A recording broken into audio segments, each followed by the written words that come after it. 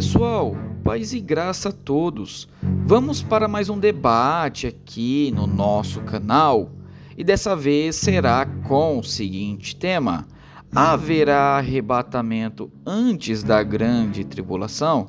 Nós sabemos que há uma série de debates aqui no nosso canal a respeito deste tema e dessa vez estará debatendo pastor Nathan Rufino, que defende que haverá arrebatamento antes da grande tribulação, e no contraponto, pastor César Cavalcante defenderá que não haverá arrebatamento antes da grande tribulação, mas sim depois dela. Acompanhe esse debate e deixe suas opiniões nos comentários. Se você acredita que haverá arrebatamento antes da grande tribulação, acompanhe o debate. Nós vamos agora discutir aquele grande tema, ou melhor, eu quero ouvir os dois debatedores. Pastor Nathan Rufino, o arrebatamento será antes ou depois da grande tribulação? Bom, eu vou defender que o arrebatamento deve acontecer antes da tribulação. Eu costumo dizer antes do primeiro dia dos 7 anos de tribulação, já para deixar bem designado, bem descrito, né?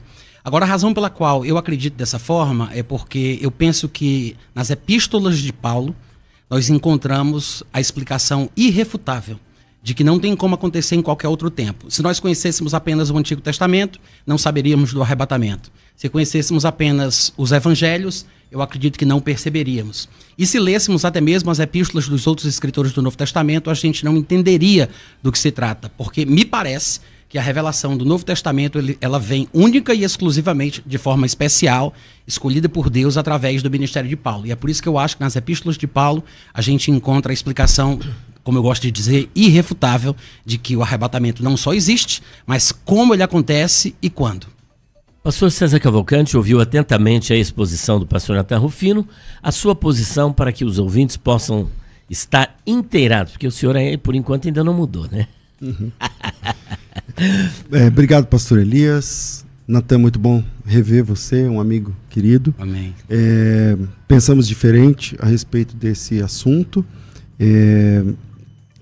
Não há o arrebatamento antes da grande tribulação não pode ser defendido em um texto bíblico, é uma compreensão teológica. Então, na Bíblia, existem muito mais evidências de que a igreja atravessará o período de perseguição, conforme Jesus Cristo disse. A primeira pessoa que falou grande tribulação no Novo Testamento foi Jesus, e quando ele disse esse termo, ele estava falando que a igreja atravessaria esse período sendo perseguida por causa do nome de Jesus. Eu sei que há uma luta entre os irmãos pré-tribulacionistas para dizer que aquele texto se refere a judeus, porém, judeus não são perseguidos por causa do nome de Jesus. Se é perseguido por causa do nome de Jesus, obviamente é cristão.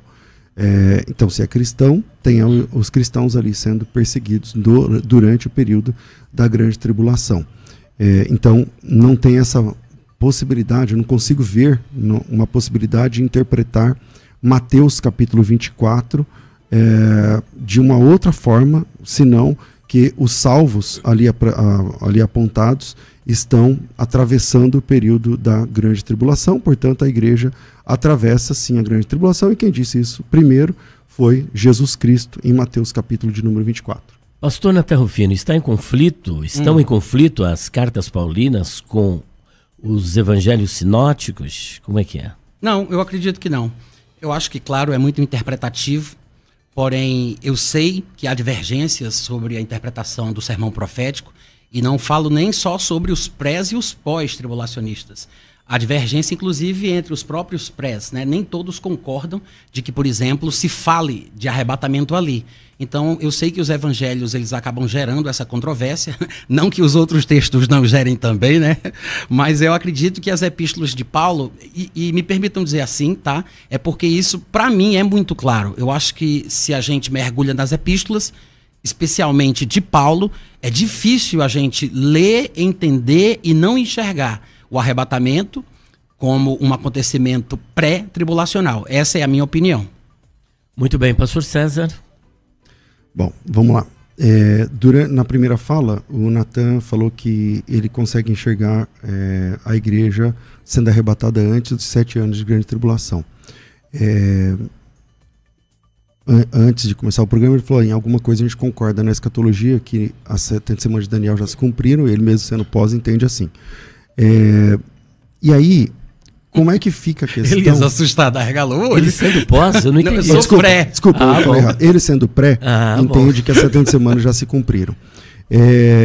Aonde tem esses 7 anos de grande tribulação? Onde está escrito? Eu acredito que os 7 anos eles podem ser vistos no texto de Daniel, capítulo 9, não só lá, mas eu acho que as citações das metades ou dos tempos relacionados à tribulação no próprio livro de Apocalipse, aqueles números de 42 meses, 1260 dias, né? Um tempo, 2 tempos, metade de um tempo. Eu acho que tudo isso faz referência a esse período de 7 anos que fica dividido em 2 pedaços, que tecnicamente parecem ter sido chamados por Jesus de princípio das dores e depois de grande tribulação. Eu acho que eles se harmonizam, principalmente por causa do texto de Daniel, que fala sobre a aliança de 7 anos. Embora eu pense realmente como você sobre o cumprimento das 70 semanas, a minha interpretação sobre elas ainda é pré-tribulacionista. Muito bem. Se elas já se cumpriram, você ainda vê que falta 7 anos? Não é que faltam. Na minha visão, como eu te falei, eu compartilho do pensamento daquele pastor de Oxford, Oxford Bible Church. O nome dele é Derek Walker. Ele é pré-tribulacionista, mas ele tem uma visão também bem diferente nessa questão das 70 semanas. Eu sei qual é o pensamento convencional, eu acho até que é mais fácil de ser compreendido, mas eu simpatizei com a visão de Derek Walker. Não é uma coisa sobre a qual eu vivo falando.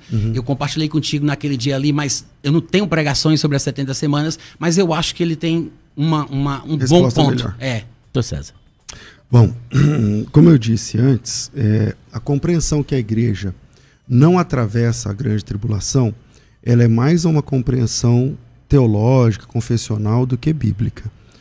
Nas escrituras, Jesus Cristo, quando ele fala, né, do sermão profético lá de Mateus capítulo 24, que também se repete em Lucas, em Marcos, tal, ele começa cautelando os discípulos, e veja que interessante, há um discurso dizendo que, desculpa gente, que esse texto é para judeus, mas o verso 1 diz assim: Jesus, tendo saído do templo, ia se retirando, quando se aproximaram dele os seus discípulos, para lhes mostrar as construções do templo. Eu não me recordo de outro momento em que Jesus chama os discípulos e faz um discurso para judeus. De vez em quando na Bíblia ele fala para judeus, quando ele é perseguido, tal, mas quando ele chama os discípulos, ele está falando para discípulos de Jesus. E aí ele começa a falar, quando os discípulos fazem a pergunta, quando será isso, que sinal haverá de sua vinda, tal, ele começa a explicar. E lá pelas tantas ele fala: vocês vão ouvir falar de guerra, rumor de guerra, mas ainda não é o fim. Portanto, se levantar a nação contra a nação, haverá fome, terremoto, peste em vários lugares, tal. Isso é o princípio das dores. Então, vocês serão atribulados, e vos matarão, e vocês serão odiados de todas as nações por causa do meu nome. Como que não é a igreja aqui? Porque se as pessoas são perseguidas e odiadas de todas as nações por causa do nome do Senhor Jesus, quem leva o nome do Senhor Jesus a nível de se tornar testemunha, no sentido de mártir, não é crente. Se é crente, não seria aqui um sinal claro que Jesus está falando da igreja? Bom, o pastor Natan Rufino irá responder a pergunta do pastor César. Logo após, tem um ouvinte na ponta da linha. Eu estou aqui seguindo a orientação lá. Vai. É isso que eu não sei. Me apontaram lá que... Bora lá. Eu respondo então? Isso, responde. Bom, eu acho, César, inclusive, que o sermão profético, que se espalha em diversos capítulos dos evangelhos, eu acho também que ele aparece fragmentado em Lucas capítulo 17, porque os elementos de Mateus 24 parecem se repetir lá.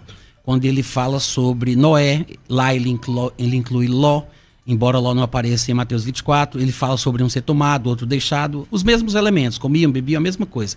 Só que lá você vai ver que ele diz que não foram os discípulos que se aproximaram, ele fala dos fariseus, dos religiosos judeus, e aí ele responde para eles que o reino de Deus não virá de forma aparente, né? De qualquer forma, eu só disse isso para relatar que eu acredito que a multidão dos ouvintes de Jesus era uma multidão plural. Ela não era formada apenas por ouvintes, seguidores e discípulos, mas no meio de todas as pessoas que ouviam, tinham os outros judeus que ainda eram reticentes, céticos, alguns até opositores, os religiosos. Além disso, os próprios discípulos, eles eram judeus e eles representavam os futuros judeus crentes desse período tribulacional, porque a gente sabe que ele não estava falando especificamente de João, de Pedro e desses seguidores pessoais daquele momento estarem presentes na tribulação milênios depois, né? Ele falava de forma representativa, falando provavelmente de crentes. Agora, considerar os crentes do período tribulacional como a igreja não é uma coisa de todo errada.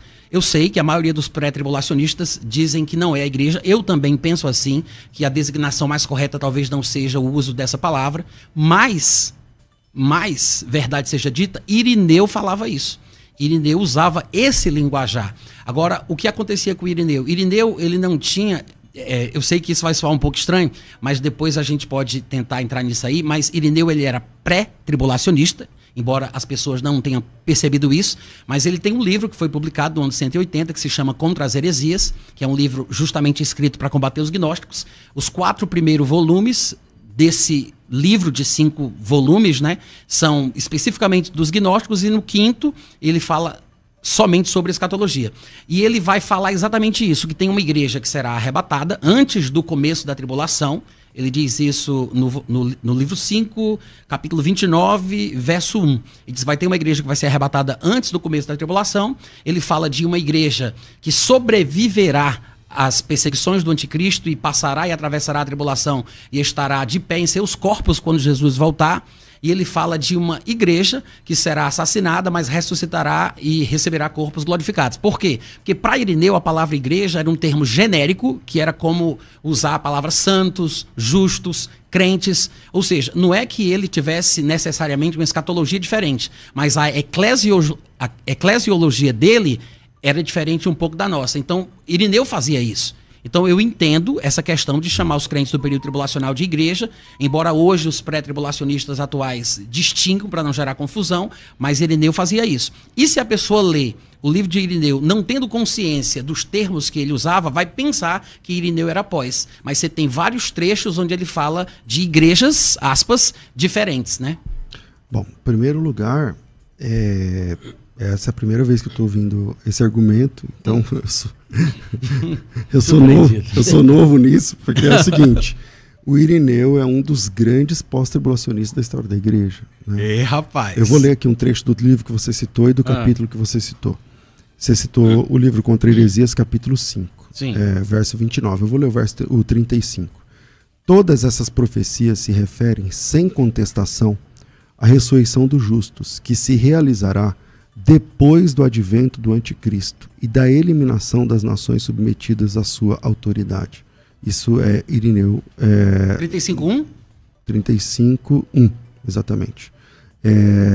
Então, não somente esse texto, porque quando as pessoas têm uma tradução espúria do texto de Irineu, que pode dar a entender essa questão, mas seguramente o livro todo de Irineu, especialmente o Contra Heresias, ele é um livro que defende a posição pós-tribulacionista várias vezes, pelo menos umas 10, 12 vezes dentro do texto.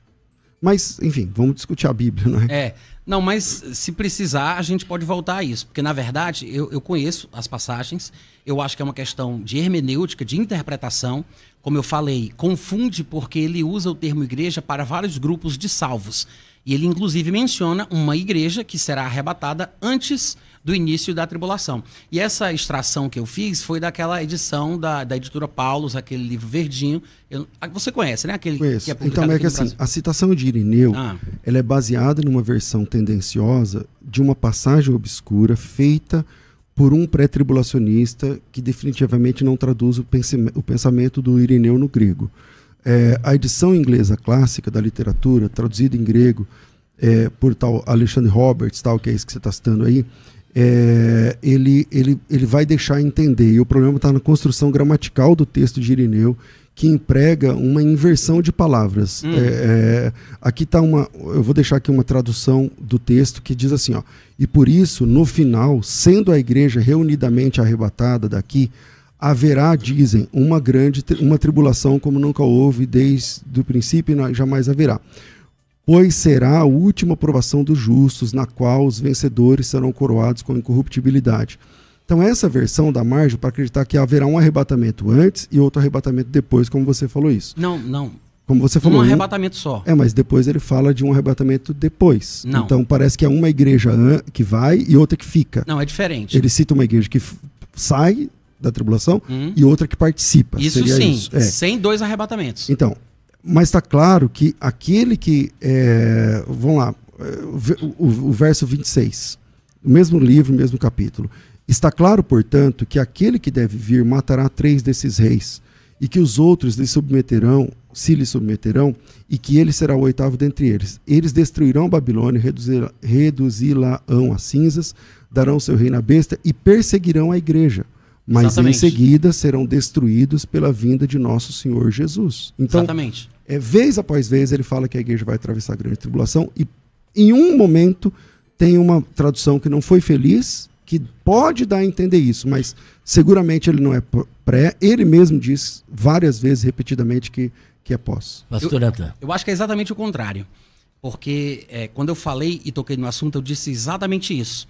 Que confunde. Porque nós lemos com pressupostos, né? Achando que Irineu está falando que a igreja vai passar pela tribulação. Mas ele, em vários momentos, ele fala de vários tipos de igreja. E isso é o que nos confunde. Porque ele diz, por exemplo, que os santos, justos e salvos morrerão durante a tribulação, mas no final serão ressuscitados.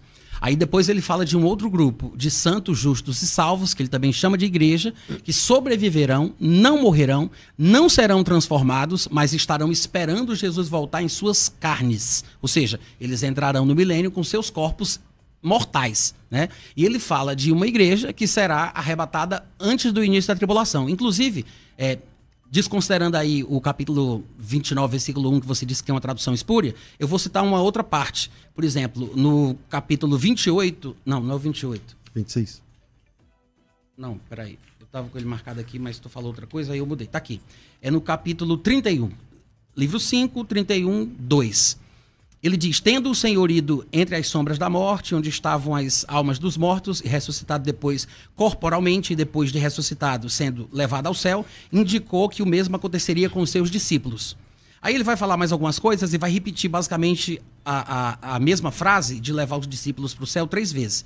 Aí ele diz assim, por exemplo, mais para frente: depois reassumirão seus corpos numa ressurreição perfeita, isto é, nos seus corpos, da mesma forma que o Senhor ressuscitou, e irão à presença de Deus. Nenhum discípulo é superior ao seu mestre, mas todo discípulo será perfeito como seu mestre. Como nosso mestre não voltou logo para o céu, mas esperou o tempo da sua ressurreição, estabelecido pelo Pai e indicado pela história de Jonas, e ressuscitando depois de 3 dias foi assunto ao céu, assim nós devemos esperar o momento da nossa ressurreição, estabelecido pelo Pai, pré-anunciado pelos profetas. Então, ressuscitando, serão levados ao céu os que entre nós o Senhor julgará dignos. Por 3 vezes ele fala aqui que esse grupo específico de salvos, porque ele menciona pelo menos 3 ou 4 grupos de salvos diferentes. Tem até um grupo de salvos judeus, dos quais a gente não falou, mas aqui ele está falando de um grupo específico, que é os que vão ser arrebatados, os mortos em Cristo que ressuscitarão, que vão ao céu.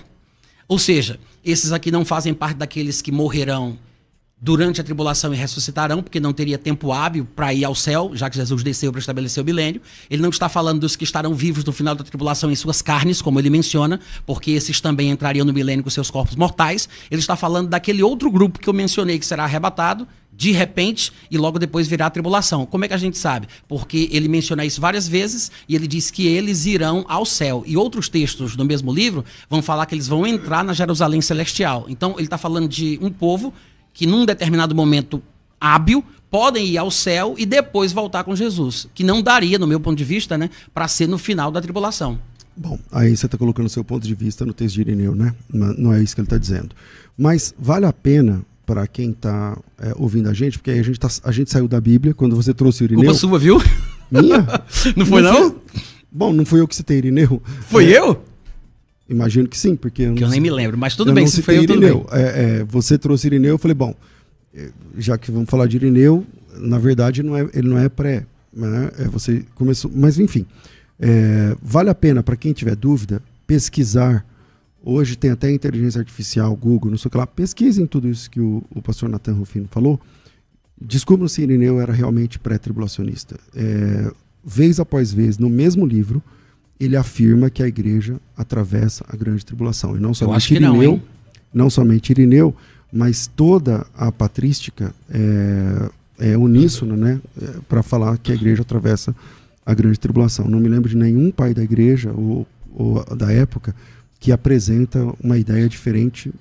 Na verdade, não existe nenhuma denominação que é pré-tribulacionista antes do século XIX. Né? Tem, César. Tem, inclusive, pais da igreja, como Eusébio de Cesareia até, que o pessoal muitas vezes não conhece ou não sabe, né? Mas ele, inclusive, escreveu textos que são, pelo menos na minha interpretação, né? Eu não quero aqui ser o dono da verdade, mas eu enxergo assim, pré-tribulacionistas. Como, inclusive, esses de Irineu também. Que, se for olhado com calma, todos os textos que eu gostaria de mencionar, ou poderia mencionar, eu acho que a conclusão mais lógica do assunto é que ele está falando de um arrebatamento pré-tribulacional. Embora ele fale de salvação de outros crentes, que ele também chama de igreja, que vão ser salvos. Ele chama de igreja, mas ele fala de um grupo que é arrebatado, que também é igreja. Ele fala de um grupo que é salvo durante a tribulação, que é a igreja, que morre e ressuscita. Um grupo que não morre, mas fica vivo até o fim, que ele também chama de igreja. Então eu acho que é isso que a gente tem que distinguir. Mas, por exemplo, Eusébio de Cesareia, né? Deixa eu ver o que é que eu separei dele aqui. Esse livro que eu estou folheando aqui é um livro meu, onde eu separei alguns trechos da patrística, né, que vai do ano 35 ao ano 749, que falam sobre o arrebatamento pré-tribulacional. Efraim o Sírio também, inclusive, o pessoal conhece muito aquele texto, a gente até já conversou sobre ele, César, aquele texto que é considerado pseudo-Efraim, né?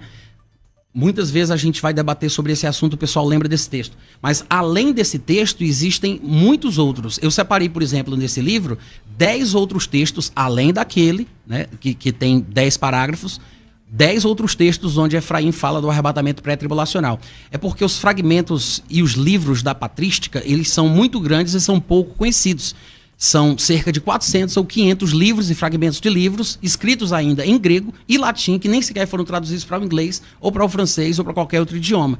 Então, a gente realmente está alheio a essa informação. Eu tomei conhecimento porque um senhor chamado Lee William Brainerd, dos Estados Unidos, fazendo pesquisas, ele fala grego muito bem, e ele acessou um acervo de uma biblioteca que tem documentos e livros gregos desde a época de Homero, do ano 868, a.C., até o período bizantino no século XIII, ou seja, são 2000 anos de acervos de literatura grega, e ele fez uma pesquisa a respeito do assunto e foi encontrando em vários pais da igreja menções claras e objetivas ao arrebatamento pré-tribulacional. E esses textos que eu falei, além daquele que a gente já conhece, né, que é chamado de pseudo-Efraim, esses 10 outros textos de Efraim o Sírio são claramente pré-tribulacionistas. Bom, o que eu posso dizer é que o Eusébio de Cesareia diz categoricamente que a igreja atravessa a grande tribulação.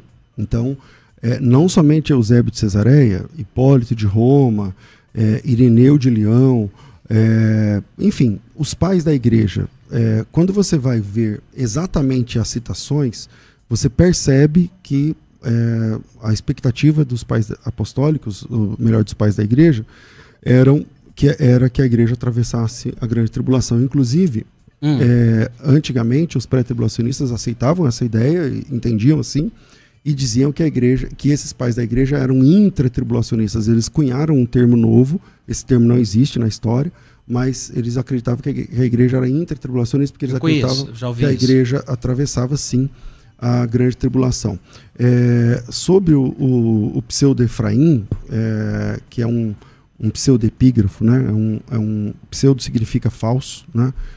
Nem sempre, tá, César? Às vezes é usado como um termo técnico para falar... Eu estou falando da parte da etimologia. Pseudo em grego significa falso. Sim, mas o pseudo-Efraim é chamado assim porque não se há certeza de que é de Efraim. Ele não está dizendo que o livro é falso. É que assim, o verdadeiro Efraim, o sírio, ele está, sei lá, 600 anos antes do 300. texto. Eu acho que é um pouco Gente, mais. sem querer ser chato, vamos para a Bíblia. Não, então, é que assim, quem está trazendo a patrística... vamos para a Bíblia, vamos ver o que a Bíblia diz. Porque fica agora. parecendo que, dando um ar, o pré-tribulacionismo não tem base na patrística. Eu acho que tem, viu, César? Então, a gente pode marcar um tema sobre patrística. Sei para que a gente foi entrar nisso. Aí, Culpa minha, você né? que tem que responder. Você que tem que responder, mas vamos voltar para a Bíblia. Meia hora só em patrística. Mas eu acho que a culpa foi minha mesmo. Então, eu acho que seria muito interessante para o pré-tribulacionista ter meia dúzia de bases dentro da patrística. Na verdade, muito foi escrito sobre escatologia. Eu fico com vontade de falar. Tu fala isso aí, ó. Aí, em vez da gente sair, eu não quero provar. Tá bom. É que é bem difícil para o pré-tribulacionista usar a patrística para defender essa ideia. Mas não essa. O convite é voltar para o texto bíblico. Então vamos lá, Mateus capítulo 24, Jesus Cristo disse, com todas as letras, né, que as pessoas iriam ser perseguidas por causa do nome de Jesus, que é o que eu estava trabalhando antes de trazer a patrística, né? Versículo 9, sereis odiados de todas as nações por causa do meu nome. Se é por causa do nome de Jesus, não dá para entender aí que eram cristãos? Cristãos, mas talvez... especificamente ali naquele momento ele falava para cristãos judeus. E como eu comentava, eu não acredito que ele estava falando para Pedro, para João e para os discípulos presentes. Porque se ele falava da tribulação, que aconteceria milênios depois, eles estavam sendo usados como referência, sim, né? A respeito desses cristãos, provavelmente judeus, no futuro. Viu como eu sou humilde? Provavelmente, tá? Mas agora, judeus perseguidos por causa do nome de Jesus, como seria isso? Judeus crentes ou judeus cristãos. Okay. Se são convertidos, então são igreja. Sim, não, é aquela coisa da terminologia, né? Irineu chama de igreja. Eu prefiro chamar de outro nome para não confundir. Para de falar do Irineu. Desculpa. Tá, você tem razão, senão a gente volta para lá, né? Mas o que acontece é o seguinte, eu acredito que o texto de Mateus, ele é muito bom. Eu sou um tipo de pré-tribulacionista que defende o arrebatamento pré-tribulacional em Mateus 24, diferente de alguns dos meus colegas que pensam que ali não existe isso, não tem arrebatamento pré-tribulacional de forma nenhuma. Parece que tem uma visão que diz que é só para judeus, né, Elias? Uma coisa mais ou menos assim. Não, eu acredito que tem. Só que o arrebatamento sim, e pré-tribulacional. Só que eu não vejo o arrebatamento, por exemplo, nos versículos clássicos do pós-tribulacionismo. Onde está o arrebatamento? 29, 30, 31. Não está nos versículos 29, 30 e 31, que são comumente usados quando o pessoal fala sobre o soar o clangor da grande trombeta. Mas aonde que está, então? No meu ponto de vista, estão somente do versículo 32 para frente, que é quando Jesus vai começar a contar uma parábola sobre a figueira e todas as árvores que começam a brotar, e quando as pessoas veem isso, elas sabem que está próximo o verão. Aí ele diz, da mesma forma, quando estas coisas da tribulação começarem a acontecer, vocês sabem que está próximo o estabelecimento do reino. Agora, quando isso começa a acontecer, ninguém sabe o dia nem a hora. Pronto. Nesse momento, na minha interpretação, ele tocou no arrebatamento pela primeira vez em Mateus capítulo 24. Tá, vamos ver se isso aqui resiste à prova do texto, né? Diz assim, ó, palavras de Jesus. Aprendei, pois, a parábola da figueira. Quando já os seus ramos se renovam, as folhas brotam, sabeis que está próximo o verão. Assim também vós, quando virdes todas estas coisas, sabei que está próximo às portas. Então, está chegando. Em verdade vos digo que não passará essa geração sem que tudo isso aconteça. Passará os céus e a terra, minha palavra não passará. A respeito daquele dia e hora, ninguém sabe, nem o filho, senão o pai. Tá ok. Qual que é o assunto de arrebatamento aqui? Exatamente aí. Porque ele está falando o seguinte, que ele conta tudo, aí ele faz uma espécie de recapitulação, só que agora fazendo uma abordagem parabólica. Aí ele diz, né, que será como... Obrigado. Aí ele fala que será...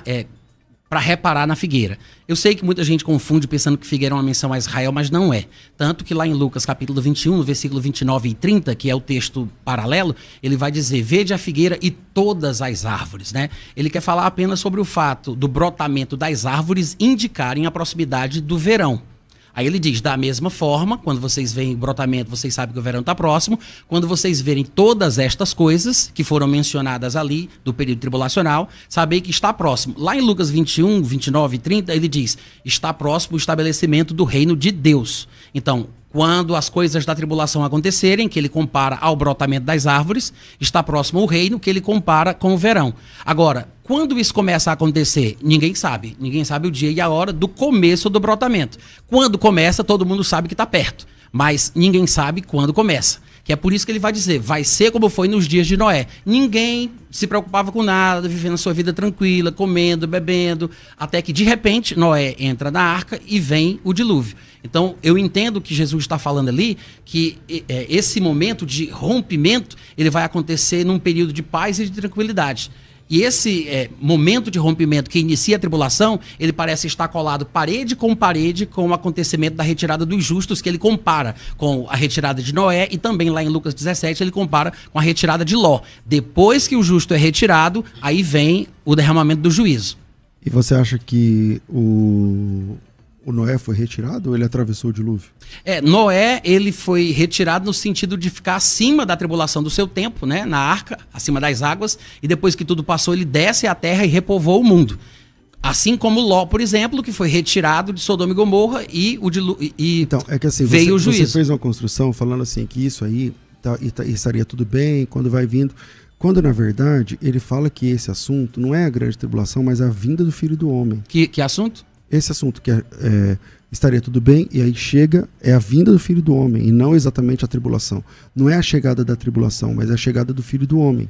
Então, o texto diz assim, ó, como foi nos dias de Noé, assim será também a vinda do Filho do Homem. Eu concordo com você sobre a figueira, gênero, número e grau. Ele está dizendo assim, quando a figueira se renova, ou as outras árvores, está próximo o verão. Então, ali é um sinal da chegada de Jesus. E aqui ele vai dizer o seguinte, como nos dias de Noé, assim será também na vinda do Filho do Homem. Como nos dias anteriores ao dilúvio, comia, bebia, casava, dava em casamento, e não perceberam até que Noé entrou na arca. Então, o mundo não percebeu. Sim.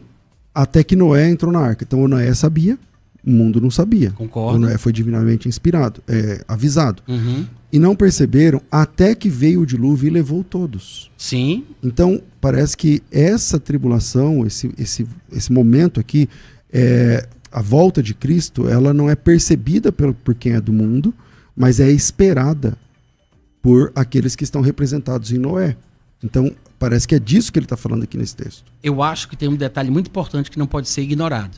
Ele está falando sobre características do momento em que isso vai acontecer. Porque ele diz, compravam, comiam, casavam, davam-se em casamento, vendiam. Ele está falando de uma característica normal, não anormal. Não é incomum, é uma vida tranquila, mansa, está tudo normal, está tudo bem. Ou seja, esse período não pode ser o período da vinda de Cristo no final da tribulação, porque se ele estivesse falando sobre isso, eles não poderiam estar nessa paz toda. Isso tem que ser um período, como o próprio texto diz, anterior ao juízo. Ele fala, nos dias anteriores ao dilúvio, compravam, comiam, vendiam, davam-se casamento. Então ele está fazendo uma comparação dos dias anteriores ao período turbulento. Não tem como ele estar falando do final da tribulação, dizendo que está todo mundo em paz. É que assim, o assunto aqui que ele está trazendo não é a tribulação, como eu estou dizendo agora, mas sim a chegada, como vai ser o momento da chegada do Filho, e a questão de quem está esperando e quem está desapercebido.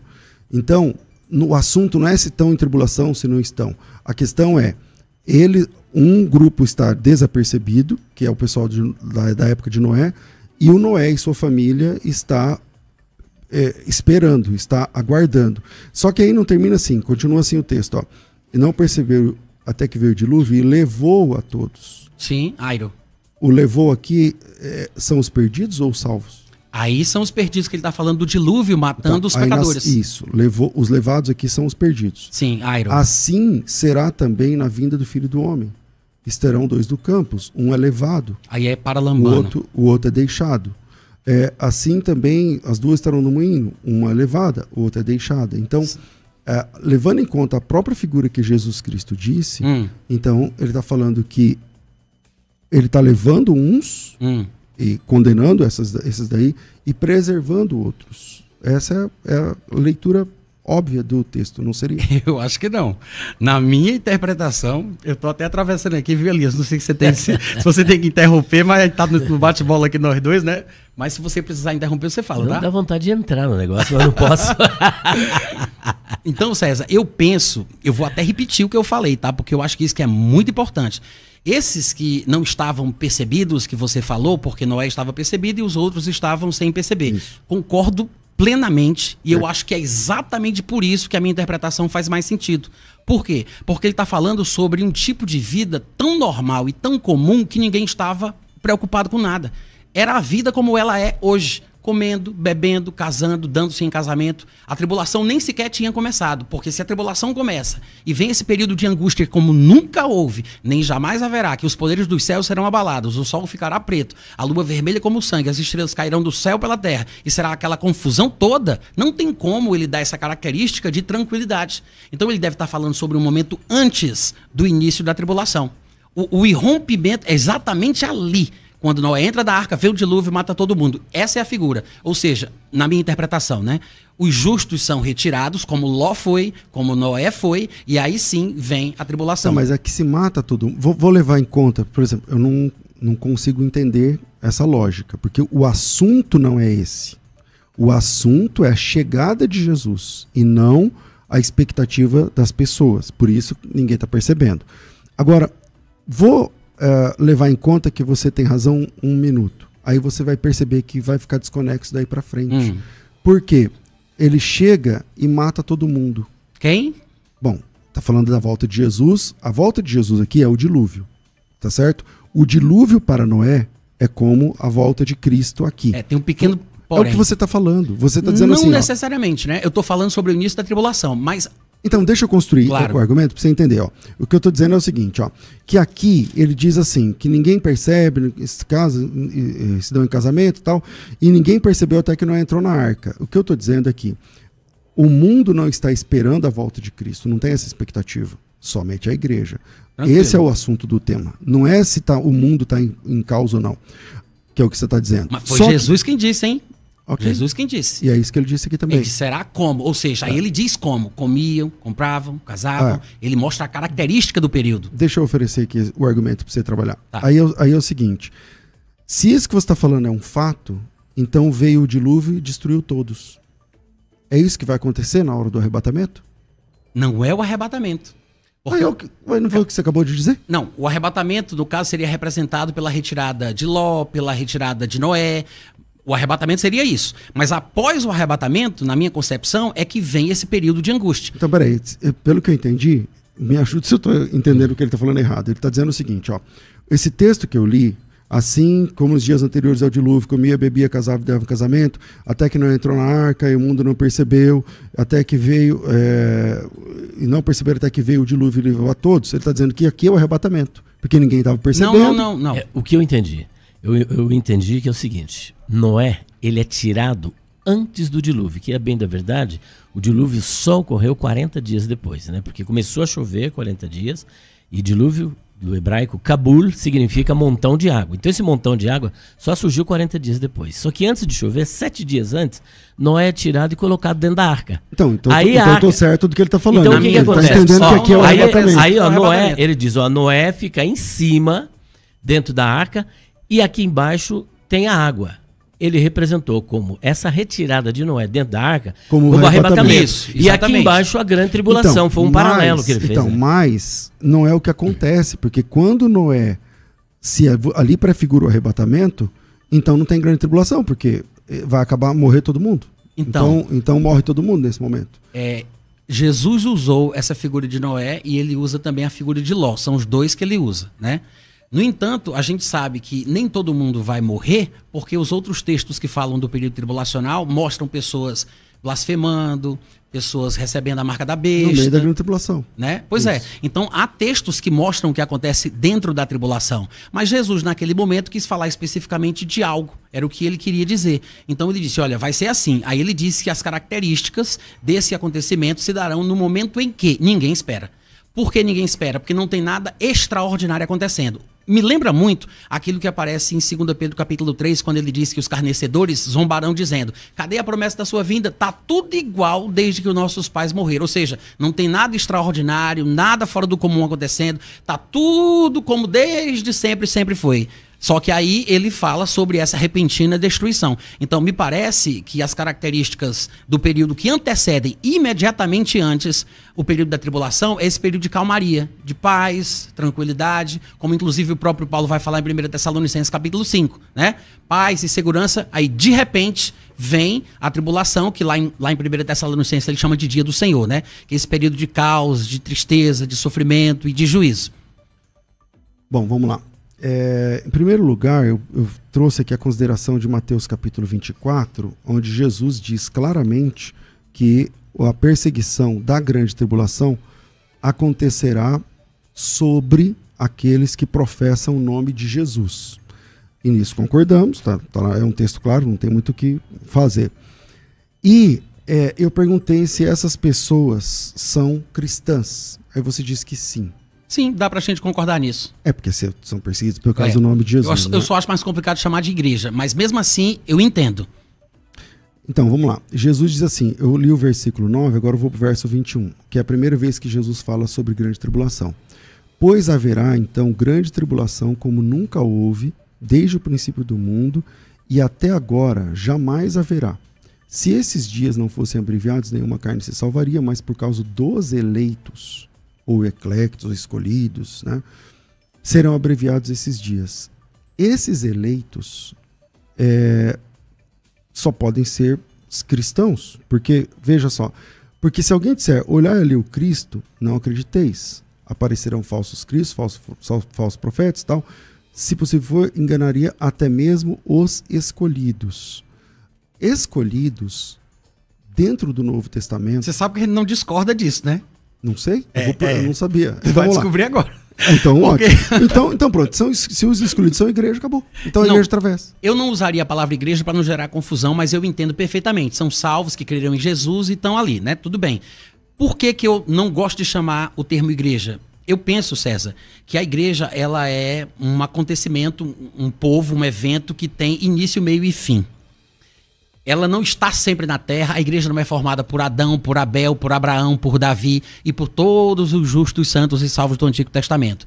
Eu não acredito nisso. Eu acredito que a igreja ela tem um marco inicial. Porque quando você vai para o Novo Testamento, mais uma vez, as epístolas de Paulo, esse é o grande segredo, é de lá que a gente entende os evangelhos, o Antigo Testamento e até mesmo o livro de Apocalipse. Se você vai para os textos de Paulo, você vai ver ele dizendo o seguinte, que... a igreja está sendo edificada no fundamento dos apóstolos e profetas. Eu não sei se é Efésios 2:20, né? Ou seja, ele diz que a igreja está sendo edificada sobre um alicerce que foi colocado pelos apóstolos e pelos profetas. No entanto, o mesmo livro de Efésios, no capítulo 4, do versículo 7 em diante, ele diz que Jesus é aquele que subiu para preencher todas as coisas, mas ele havia descido antes. Quando ele subiu, ele levou cativo o cativeiro, concedeu dons aos homens. E os dons que ele concedeu são apóstolos, profetas, evangelistas, pastores e mestres. Então, estes dons ministeriais não foram concedidos antes da sua assunção. Concordo. O que significa que não havia profeta, não havia apóstolo para estabelecer o fundamento. Se a igreja vai ser edificada sobre o fundamento dos apóstolos e profetas, então primeiro os apóstolos e profetas têm que ser concedidos para que depois venha o fundamento e a igreja... Ou seja, no meu raciocínio, a igreja começa ali. Tá, vamos descer um degrau nesse raciocínio. Tá. Eu concordo que a igreja, o Adão não sabia que era igreja, o Abraão não sabia que era igreja, tá tudo bem. Só que Israel é um povo de Deus no Antigo Testamento. No Novo Testamento, eles rejeitam Jesus. Veio para o que era seu, é Israel. Os seus não receberam. Todos quantos receberam, deu-lhes o poder de serem feitos filhos de Deus. Esse pessoal é a igreja. Certo? Aqueles no Antigo Testamento, tá falando? Desculpa, eu me perdi. Estou em João. Veio para que era seu, já está na Nova seus Aliança, né? não receberam. Todos que receberam, deu-lhes o poder de serem chamados filhos de Deus. Esse pessoal é a igreja. Com certeza. Ok. Esses dois povos, que vamos chamar de povos de Deus, a gente tem, com bastante tranquilidade, textos bíblicos para defender. No Antigo Testamento Israel, no Novo Testamento a igreja como povo de Deus. Tanto que lá no Novo Testamento, no Apocalipse, aparecem 24 anciãos e a maioria dos escatólogos vão entender que é 12 patriarcas, 12 apóstolos. Tem Posso fazer um pequeno adendo? 12... eu queria só construir o argumento, que é o seguinte, você está defendendo um terceiro povo. Você está defendendo um terceiro povo. Você está dizendo, olha, esse pessoal que vai ser perseguido por causa do nome de Jesus não pode ser chamado de igreja. Tá. É Israel? Não, não é Israel. Porque... Israel, sim, também. Em qual texto? Não, porque é o seguinte, se a gente está falando que Jesus disse aos seus discípulos, e esses discípulos eram essencialmente judeus, ele está falando com os judeus crentes, é lógico que os judeus crentes do período tribulacional estão sendo representados ali. Então, mas a sua lógica não funciona, ela tem que funcionar até o fim. Por exemplo, se ele está dizendo judeus convertidos, você está falando assim, judeus convertidos. Judeu convertido no Novo Testamento é igual à igreja, certo? Então, judeu convertido é a igreja. Depois que a igreja surgiu, não nos evangelhos. Tá, mas judeu convertido é a igreja no Novo Testamento. Ok. Aí você está dizendo assim, tá, aí é judeu. Tá, mas é judeu que é convertido, que segue a Jesus. Todo judeu que segue a Jesus é a igreja. Mas ele não deixa de ser judeu, tá? Ele continuou praticante do judaísmo? Porque judeu... Alguns continuaram, né? Inclusive a gente vê isso na Bíblia, que eles deram um problema nas igrejas dos gentios por causa da continuidade da prática. E é bom fazer isso? Não, bom não é, eu tô dizendo que é fato. Então, mas eles foram criticados. Tudo o apóstolo bem. Paulo, ele fala o seguinte em Gálatas, todo o livro de Gálatas é justamente lutando para que os cristãos, a igreja, não voltasse aos ritos judaicos. O apóstolo Paulo, quando se converte, ele considera o judaísmo esterco. Então, dizer que a igreja continua sendo judia... Não é isso que eu disse não, tá? Não é de bom tom no Novo Testamento. Mas não foi isso que eu disse. Então, vamos lá. Repete. Na verdade é o seguinte, essa passagem que você sempre cita, que você acabou de falar novamente, eu acho que tem ela em 2 lugares no Novo Testamento, né? Gálatas 3:28 e outra lá, acho que é Efésios, Colossenses, eu não sei. Mas em Gálatas 3:28, eu vou ler aqui rapidinho pra gente refrescar a memória, ele vai falar exatamente isso aí, né? Ele diz, de sorte que já não pode haver judeu, nem grego, nem escravo, nem liberto, nem homem, nem mulher, porque todos vós sois um em Cristo. Esse é um dos textos, né, que são usados, não é? Eu nem citei, mas tudo bem. Não, mas é a nossa referência, né? Porque ele está mostrando que não tem judeu nem gentil, né? Que é a nossa referência, para mostrar que todos são um. As distinções são encerradas, né? Esse é um dos textos. Tem outro também, que eu não sei se é Colossenses ou se é Efésios, mas esse é um dos textos. Só que você observa que, embora ele faça esse nivelamento, ao mesmo tempo... Isso não significa que as características judaicas, étnicas e culturais e tudo mais sejam completamente abolidas, porque ele coloca no mesmo pacote judeu e gentil, mas ele fala de homem e de mulher. Se ele estivesse falando que toda e qualquer característica judaica tem que ser eliminada e abolida, ou como se Deus não tivesse mais nenhum plano ou um programa com a nação de Israel porque a igreja surgiu, seria mais ou menos a mesma coisa de pensar que também não há distinções e funções específicas para o homem e para a mulher. Só porque ele diz que não tem homem e não tem mulher. Na salvação não tem mesmo. Não, exatamente, porque Deus não faz acepção de pessoas e todos são um em Cristo. Nem judeu, nem grego, nem homem, nem mulher. Sim, mas isso não significa que as escrituras não testemunhem que Deus tem um plano específico para a nação de Israel. Então é assim... Embora não seja nem isso que eu queria falar, tá? Eu acho que... porque assim, você tá dizendo assim, tem Israel como povo de Deus no Antigo Testamento, a igreja no Novo Testamento. E esses que são chamados de eclectos aqui, no período da tribulação.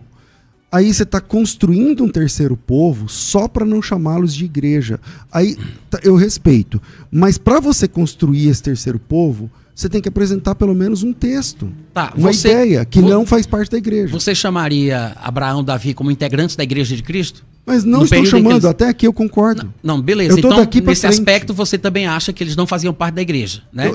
O que eu entendo é o seguinte, que Deus, ele escolhe, ele forma, na verdade, Israel, não é que ele escolheu, né? Ele formou Israel para que Israel trouxesse ao mundo a encarnação de Deus, que é Cristo.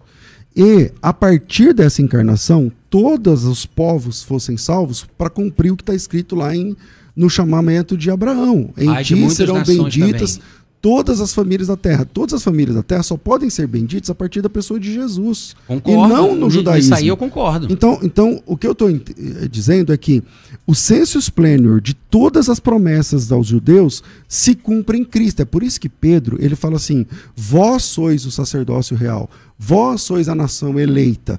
E aquelas palavras eram para os judeus no Antigo Testamento. Então, a minha pergunta permanece. Você está defendendo que os eclectos lá da grande tribulação, porque de fato tem eleitos na grande tribulação atravessando, salvos. Sem dúvida, como tinha no Antigo Testamento, tem no período da igreja, da nova aliança. E cristãos, servos de Jesus Cristo. Eu estou dizendo, não é mais fácil reconhecer que eles são igreja? Não, eu acho que pode confundir. né? Embora Irineu fizesse isso, e pelo que eu vejo, eu acho que você ficou confuso por causa da terminologia de Irineu. Porque eu leio e vejo outra coisa. Eu entendo diferente. Porque ele faz exatamente isso. Ele chama de igreja todos os salvos de todos os períodos. Os arrebatados, os que morrem na tribulação, os que sobrevivem, etc e tal.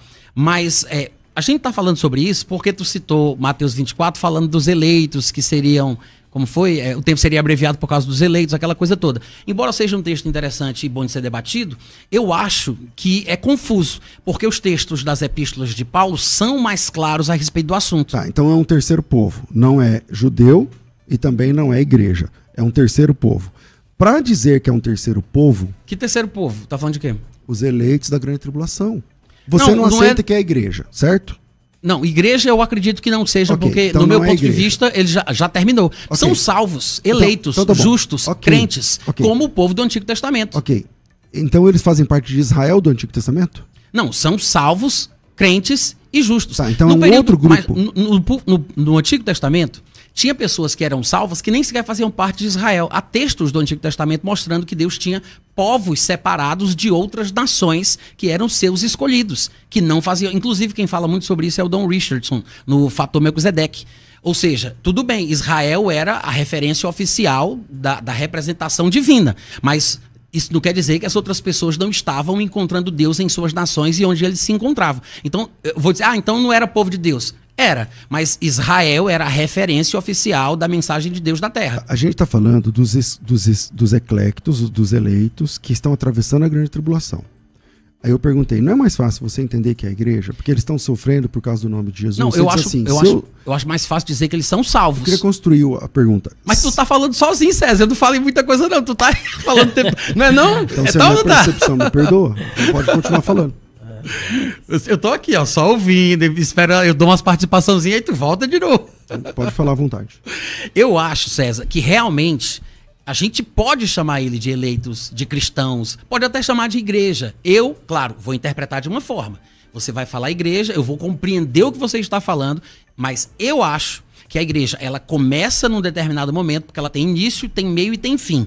Para mim é assim, a igreja começa quando o Espírito Santo vem e ela termina quando o arrebatamento acontece. Para mim é assim. E o período tribulacional é outra tratativa de Deus. É como se Deus voltasse a tratar com os povos do mundo, como ele fazia no período da Antiga Aliança. Inclusive, as características representadas no livro de Apocalipse parecem apontar para isso. Aqueles 2 profetas, o protagonismo de Israel, dos judeus, os 144 judeus das 12 tribos de Israel, e tudo que envolve a nação e a cultura de Israel vem à tona novamente no livro de Apocalipse. Então, é assim que eu penso. A igreja, ela tem esse período, né? E aí ela passa por todo o período que ela tem que passar e termina, mas isso não significa que Deus não continua tratando com o povo do mundo. Mas eu sei que há interpretações diferentes, mas eu volto a dizer, eu acho que quando a gente, por exemplo, passar para as epístolas de Paulo, fica difícil da gente interpretar diferente, porque Paulo, ele parece ser objetivo, ele parece ser inequívoco, embora existam interpretações diferentes, eu acho que tem como a gente conseguir aqui decodificar as palavras, as expressões e observar que Paulo está pregando um arrebatamento pré-tribulacional. Você consegue documentar com um texto, um versículo, que depois do arrebatamento as pessoas vão começar a se converter para formar esse povo? Começar a se converter? Não. Se vão se converter, né? Sim, texto. Tem vários. Me fala um. Eu acho que o próprio texto de Apocalipse capítulo 7, Apocalipse capítulo 11. Capítulo 7, vamos lá, qual é o versículo? A partir do versículo 1 até o versículo, acho que 17, talvez, né? Tá falando da tribulação, né? Não, a minha pergunta é, aonde que essas pessoas se convertem na grande tribulação? Sim. No capítulo 7, do versículo 1 ao versículo 8, ele fala daqueles 144 mil judeus separados e ungidos, que muito provavelmente, pelo que o texto parece indicar, tem uma obra a fazer, porque eles são chamados de servos de Deus. Então eles vão servir de alguma forma no período tribulacional. E pelos outros textos do próprio livro de Apocalipse, a gente observa que ele se refere a homens, né? São homens castos, virgens, que nunca tiveram relação com mulheres, que são separados das 12 tribos de Israel, exatamente 144 mil contados, e que depois destas coisas, diz o versículo 9. Ou seja, parece que o capítulo 7 de Apocalipse ele se divide em 2 pedaços. essa separação desses judeus que são ungidos para servir de uma determinada forma, e depois do versículo 9 até o final, ele fala da conversão de várias pessoas vindo de várias nações. Legal, mostra essa conversão no texto. Qual é o texto? Depois destas coisas, eis que vi uma grande multidão que ninguém podia enumerar, de todas as nações, tribos, povos, línguas, em pé diante do trono e diante do Cordeiro, vestidos de vestiduras brancas, com palmas nas mãos, e clamavam com grande voz ao nosso Deus, se assenta e tal. Todos os anjos estavam de pé. Aí depois ele vai falar quem são esses, e ele vai dizer, vieram da grande tribulação. Eu acredito que se ele estivesse falando da igreja que já existia na Terra antes do período da tribulação, talvez não fosse isso que João iria dizer. Para falar a verdade, acho difícil que o João dizia, não sei quem são. Porque se ele está falando da igreja, se é a igreja, eu acho que a conversa aqui seria outra, o registro seria outro. Tá, então vamos lá, eu pedi um texto onde você mostrasse, documentasse uma conversão, as pessoas se convertendo durante o período da grande tribulação. Você vai mostrar? Eu acredito que esse aí prova isso, né? E qual o texto? Qual é o texto? Esse capítulo 7 inteiro, ele mostra judeus sendo ungidos, e depois destas coisas, ele vê pessoas sendo salvas. Pessoas louvando, que lavaram as vestiduras no sangue do Cordeiro. O texto que você está... Que vieram da tribulação. O texto que você está usando diz o seguinte: depois dessas coisas, viu uma grande multidão que ninguém podia contar, tribos, povos, línguas e nações de pé diante do Cordeiro. Se estão diante do Cordeiro, estão lá no céu. Essas pessoas não estão aqui na terra. Quem? Bom, os que vieram da tribulação. Eu estou lendo o texto que você citou. A minha pergunta é, onde é que eles se converteram? E aí você está dizendo que está vendo eles se convertendo aqui. Aqui eles aparecem lá no céu, diante do Cordeiro, com vestes brancas. E em dado momento, um dos anciãos pergunta assim para João, quem são essas pessoas que estão de pé diante do Cordeiro? Ele fala, eu não sei.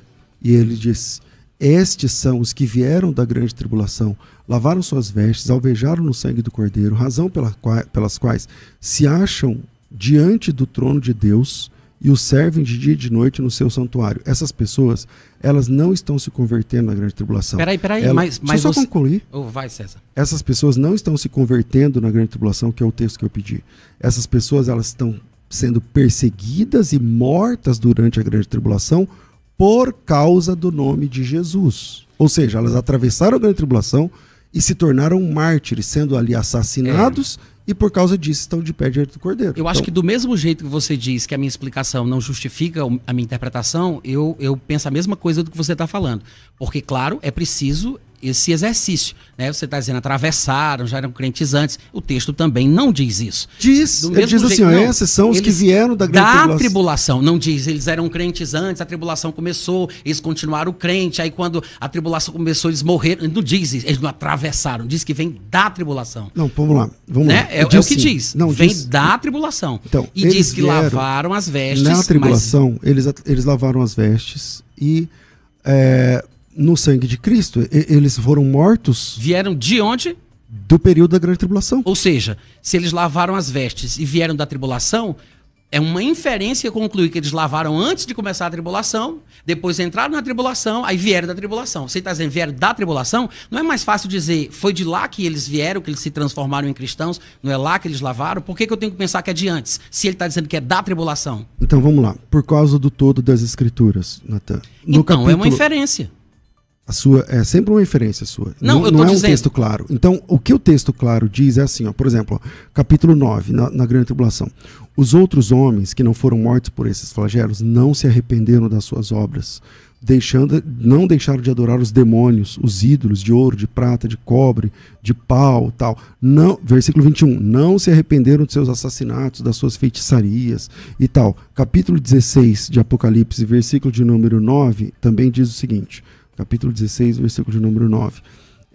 Com efeito, os homens que queimaram incenso, calor, os homens que se queimaram com intenso calor, blasfemaram do nome de Deus, que tem autoridade e tal, e não se arrependeram para lhe dar glória. O que acontece em Apocalipse capítulo 7 começa lá no capítulo 6, aquelas almas debaixo do altar, vistas lá no capítulo 6, verso 9, dizendo o seguinte, presta atenção, até quando não julgas e tal, aqueles que... deixa eu achar aqui, capítulo 6, né? Acho que 6 ou 6:9. Acho que é 6:9. Vi o quinto selo. Vi as almas daqueles que tinham sido mortos por causa da palavra de Deus, por causa do testemunho que sustentavam, clamando com grande voz, até quando, o soberano Senhor, tal, não vinga o nosso sangue. Essas pessoas também vieram da grande tribulação, e a versículo 11 diz assim, ó, então a cada um deles foi dada uma vestidura branca, e lhe disseram que repousasse ainda por pouco tempo, até que se completasse o número dos seus irmãos conservos, que seriam mortos, igualmente eles foram. Aí no capítulo 7, aparece uma grande multidão, parece que aí completa-se o número, aparece uma grande multidão, e quando o ancião pergunta de onde vieram, e o João não sabia, ele falou, eles vêm da grande tribulação. Eles vieram da grande tribulação, alvejaram a sua roupa no sangue do Cordeiro, razão pela qual se acham dia e de noite diante do santuário e tal, tudo mais. Eu acho mais lógico pensar que se eles vêm da tribulação, para mim, me parece mais lógico que eles lavaram as vestes na tribulação, não que eles já eram lavados antes dela começar. Eu entendo o teu raciocínio, mas na minha cabeça funciona melhor assim. Porque há pessoas se convertendo, há pessoas não se convertendo, praguejando, com o coração duro ficando piores, mas há pessoas se convertendo. Tá, e você consegue achar um texto claro? Além desse... Não, esse não é claro. Tudo bem, eu concordo que não é claro, não é. mas eu então, acho... tem algum claro? Tem Apocalipse capítulo 11, versículo 13, que diz que naquela hora houve grande terremoto, quando os 2 profetas foram assassinados, e ruiu a 10ª parte da cidade e morreram nesse terremoto 7.000 pessoas, ao passo que as outras ficaram sobremodo aterrorizadas e deram glória ao Deus do céu. Isso aqui mostra o pessoal temendo a Deus por causa do acontecimento e, consequentemente, dando glória a Deus. Me parece uma conversão muito clara para mim. Você acha que ali eles se converteram a Cristo?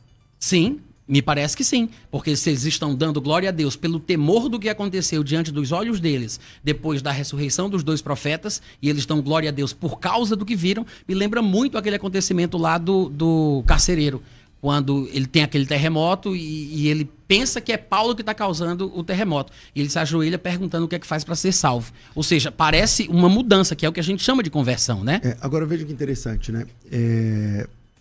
Para você que é pré-tribulacionista, você acha que a igreja já foi arrebatada. Sim. Se a igreja foi arrebatada, o sistema de salvação continua operante mesmo no período da grande tribulação. Isso combina com as palavras de Jesus, quando ele falou, por exemplo, das 10 virgens. Enfim, quando chega o noivo, acabou a chance. Quando chega o noivo, eu acho que não. Eu acho que aquela passagem ali, ela não aponta para isso, não.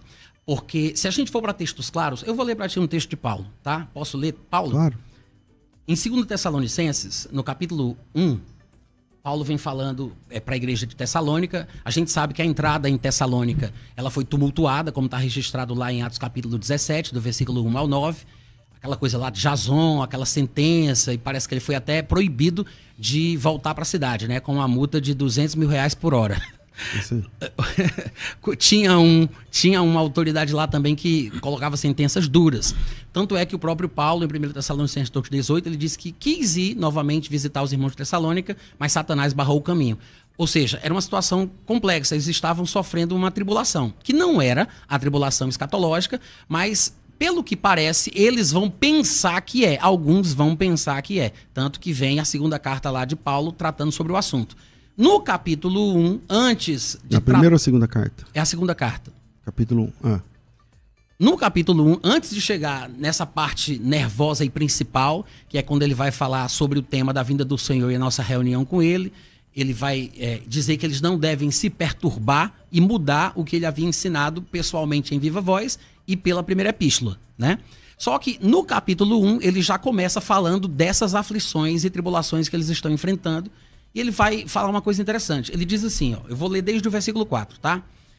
Ele diz, a tal ponto que nós mesmos nos gloriamos de vós nas igrejas de Deus, nas igrejas de Deus, à vista da vossa constância e fé em todas as vossas perseguições e tribulações que suportais, sinal evidente do reto juízo de Deus, para que sejais considerados dignos do reino de Deus, pelo qual, com efeito, estáis sofrendo.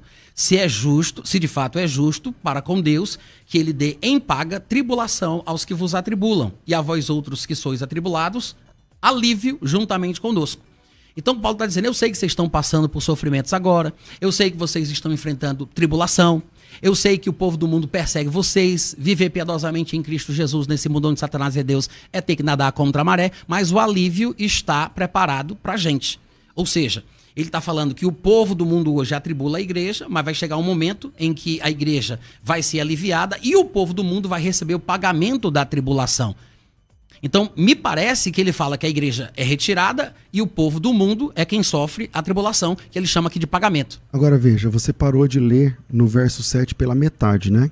E se você continuar lendo o texto, você parou na vírgula. Certo. E a vós outros, que sois atribulados, dará alívio juntamente conosco. E parou. Sim. Porque Paulo se coloca naquele contexto, inclusive como ele faz na primeira carta, quando ele se coloca no contexto do arrebatamento. Isso. Mas o texto, se você lesse na sequência, se você apenas continuasse a leitura, desmontaria todo o seu argumento. Porque Talvez não. Porque o texto diz assim, ó, vou ler o 6. Se de fato é justo para com Deus que ele dê em paga tribulação àqueles que vos atribulam. E a vós outros, os que sois atribulados, ele dará alívio juntamente conosco quando? Quando do céu se manifestar o Senhor Jesus com os anjos o seu poder, em chama de fogo. Que mais? Trazendo vingança contra os que não conhecem a Deus, não obedecem ao evangelho de nosso Senhor Jesus. Estes sofrerão eterna destruição, serão banidos da face do Senhor e da glória do seu poder, quando ele vier para ser glorificado nos seus santos. Ou seja, como você parou de ler o texto, você não só diz que ele vai dar alívio, mas quando ele vai ser esse alívio? Entendi. Esse alívio vai acontecer, segundo o texto que você mesmo está apresentando, quando Jesus vier. Só que a vinda de Jesus aqui não é secreta, não é um arrebatamento. Ele vai vir em chama de fogo, trazendo vingança contra os que não conhecem a Deus, trazendo vingança contra os que não obedecem a Deus. Esses sofrerão eterna destruição, enquanto ele vai ser glorificado nos seus santos. Tem um detalhe aí. Só encerrando aqui. Eu quero falar também, viu? Pode falar. É que assim, você citou o texto, você leu e citou pela metade. De propósito. Tá bom, então pode continuar. Eu fiz de propósito. Por quê? Porque eu acho que esse texto ele é um texto chave, sabe, César? Mas ele pode ser mal interpretado. Exatamente como, me parece, os editores das nossas Bíblias fizeram. Eles parecem ter interpretado errado, que é por isso que as colocações dos sinais gráficos de pontuação, no meu entendimento, estão no lugar errado. Olha só. Ok, eu tô pegando aqui o negócio, pode continuar. Eu queria que tu prestasse atenção. Pode ir. Ó, ele diz, vou ler até de novo. Ele fala, ó, de fato é justo para com Deus que ele dê em paga tribulação aos que vos atribulam e a vós outros alívio quando o Senhor se manifestar do céu, né? Só que ele coloca que as duas coisas vão acontecer nesse mesmo momento, se a gente ler do jeito que está aqui, com a vírgula. Porque fica, eles receberão a tribulação como pagamento e nós seremos aliviados quando ele se manifestar do céu. Só que ele está falando da tribulação que é antes dele se manifestar do céu. Como ele poderia pagar com tribulação quando ele se manifestasse do céu? Não faz sentido, não é? É que assim, para você não faz sentido, porque você, antes do texto falar, você tem uma premissa. Não, eu estou falando da tribulação. Ele diz assim, ó, vocês estão sendo atribulados agora, mas vocês vão receber o alívio. Quando ele diz, não, eles que estão atribulando vão receber o pagamento que vai ser a tribulação. Ou seja, Deus retribuirá com tribulação esses que maltratam vocês. E nesse momento, vocês vão receber o alívio. Só que se ele diz que isso acontece quando ele se manifestar do céu, isso significa, como a gente concorda, que é depois da tribulação. Então pronto. Correto? Então você agora pós. Escute, eu estou dizendo, isso não faz sentido. Como é que ele vai pagar com tribulação quando ele se manifestar do céu depois da tribulação? É isso que eu estou falando. Natan, com todo carinho, aí você tem que reclamar com o apóstolo Paulo. Não, é porque tem uma explicação, César. Porque assim, lutar contra o texto é uma luta em glória. Não, porque, eu acho que tu não está me entendendo, ou eu não estou sendo claro no que eu estou tentando explicar. Então tá. Porque o que ele está dizendo aqui é o seguinte... Assim, você tem falado bastante, mas tudo bem, pode concluir. É porque ele está sem relógio, né?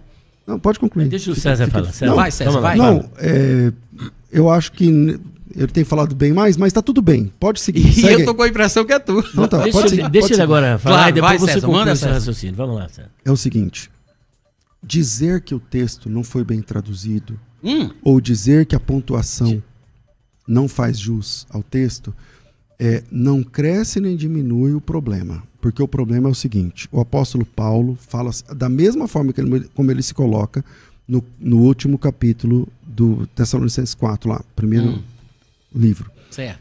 Entre os arrebatados, ele está dizendo, depois nós que ficarmos vivos. Ele diz assim, Tessalonicenses 4,16, o mesmo Senhor descerá do céu. Primeiro, o Senhor descerá. Não tem três céus, tá? Tá, ele descerá do céu. Depois, aqui ele está dizendo, ele se coloca naquele povo lá. Nós que ficarmos vivos seremos arrebatados. Aqui, ele também se coloca entre as pessoas que estão na tribulação quando o Senhor Jesus voltar. Ele diz assim, versículo 6, se de fato é justo para com Deus que ele dê em paga a tribulação àqueles que vos atribulam, e a vós outros que sois atribulados, ele dará alívio juntamente conosco. Quando vai ser esse alívio? Quando do céu se manifestar o Senhor Jesus, com os anjos do seu poder em chama de fogo, tomando vingança contra os que não conhecem a Deus. Não tem secreto, não tem um arrebatamento. Isso aí eu nem... Então, não tem uma busca, não. O que vai acontecer é que a trombeta vai tocar, ele vai chegar, ele vai arrebatar a igreja e vai resolver o problema nesse dia. E esse dia é chamado como Armagedon. Então, esse texto aqui combina mais com Armagedon, em chama de fogo contra os que não conhecem a Deus, os que não obedecem ao Evangelho, eles sofrerão a penalidade da eterna destruição, serão banidos da face do Senhor, da glória do seu poder, de novo quando? Quando vier para ser glorificado nos seus anjos, nos seus santos, e admirado por todos que crerem. Então, não sei como que você vai resolver isso aqui agora. Como é que você resolve isso agora? Por que você acha que é incongruente tudo isso? Eu acho que é mais simples do que parece, porque ele está falando o seguinte, duas coisas vão acontecer. O povo do mundo que maltrata a igreja vão receber o pagamento, que é a tribulação. É isso que ele está dizendo. Deus vai retribuir. Com o quê? Com a tribulação. Então a tribulação é o primeiro pagamento. Aí depois ele diz que nós teremos alívio. Então ele está falando que eles serão atribulados e nós seremos aliviados. Se as duas coisas acontecem quando ele se manifestar do céu, aí tem um erro. Por quê? Como eles receberiam a tribulação depois da tribulação quando ele se manifestar do céu? Não faz sentido isso. É muito simples, não é nem complicado não. Porque se ele vai pagar com tribulação, no momento em que ele se manifesta do céu depois da tribulação, não tem lógica. O que parece é que eles não colocaram os sinais gráficos de pontuação no canto certo. Inclusive, eles falam sobre esses assuntos nas apresentações das Bíblias. Eu sei que nem todo mundo lê isso, mas tem um comentário interessante aqui num parágrafo dessa minha edição que diz assim, olha, é certo que toda tradução ou revisão da Bíblia Sagrada, ainda que levada a termo por íntegros peritos bíblicos, é sempre trabalho humano e, como tal, está sujeito a falhas. Por outro lado, no entanto, pode melhorar, está suscetível de melhorias. O texto grego original, ele não tinha vírgula, ponto e vírgula, dois pontos. Na verdade, era tudo letra maiúscula, não tinha nem espaço entre as palavras, né? Até os capítulos e os versículos vieram recentemente, 1200, 1500. Mas o que me parece é que a distribuição dos sinais gráficos de pontuação acabaram nos induzindo ao erro. Porque ele não poderia estar falando que os pecadores vão receber como pagamento a tribulação e nós o alívio quando ele se manifestar do céu depois da tribulação. Não faz sentido. Não faz sentido. Mas eu posso explicar qual é a solução aqui para o problema. Não faz sentido. Então, peraí, explica e depois o pastor César vai... Explica, por que não faz? Posso, César?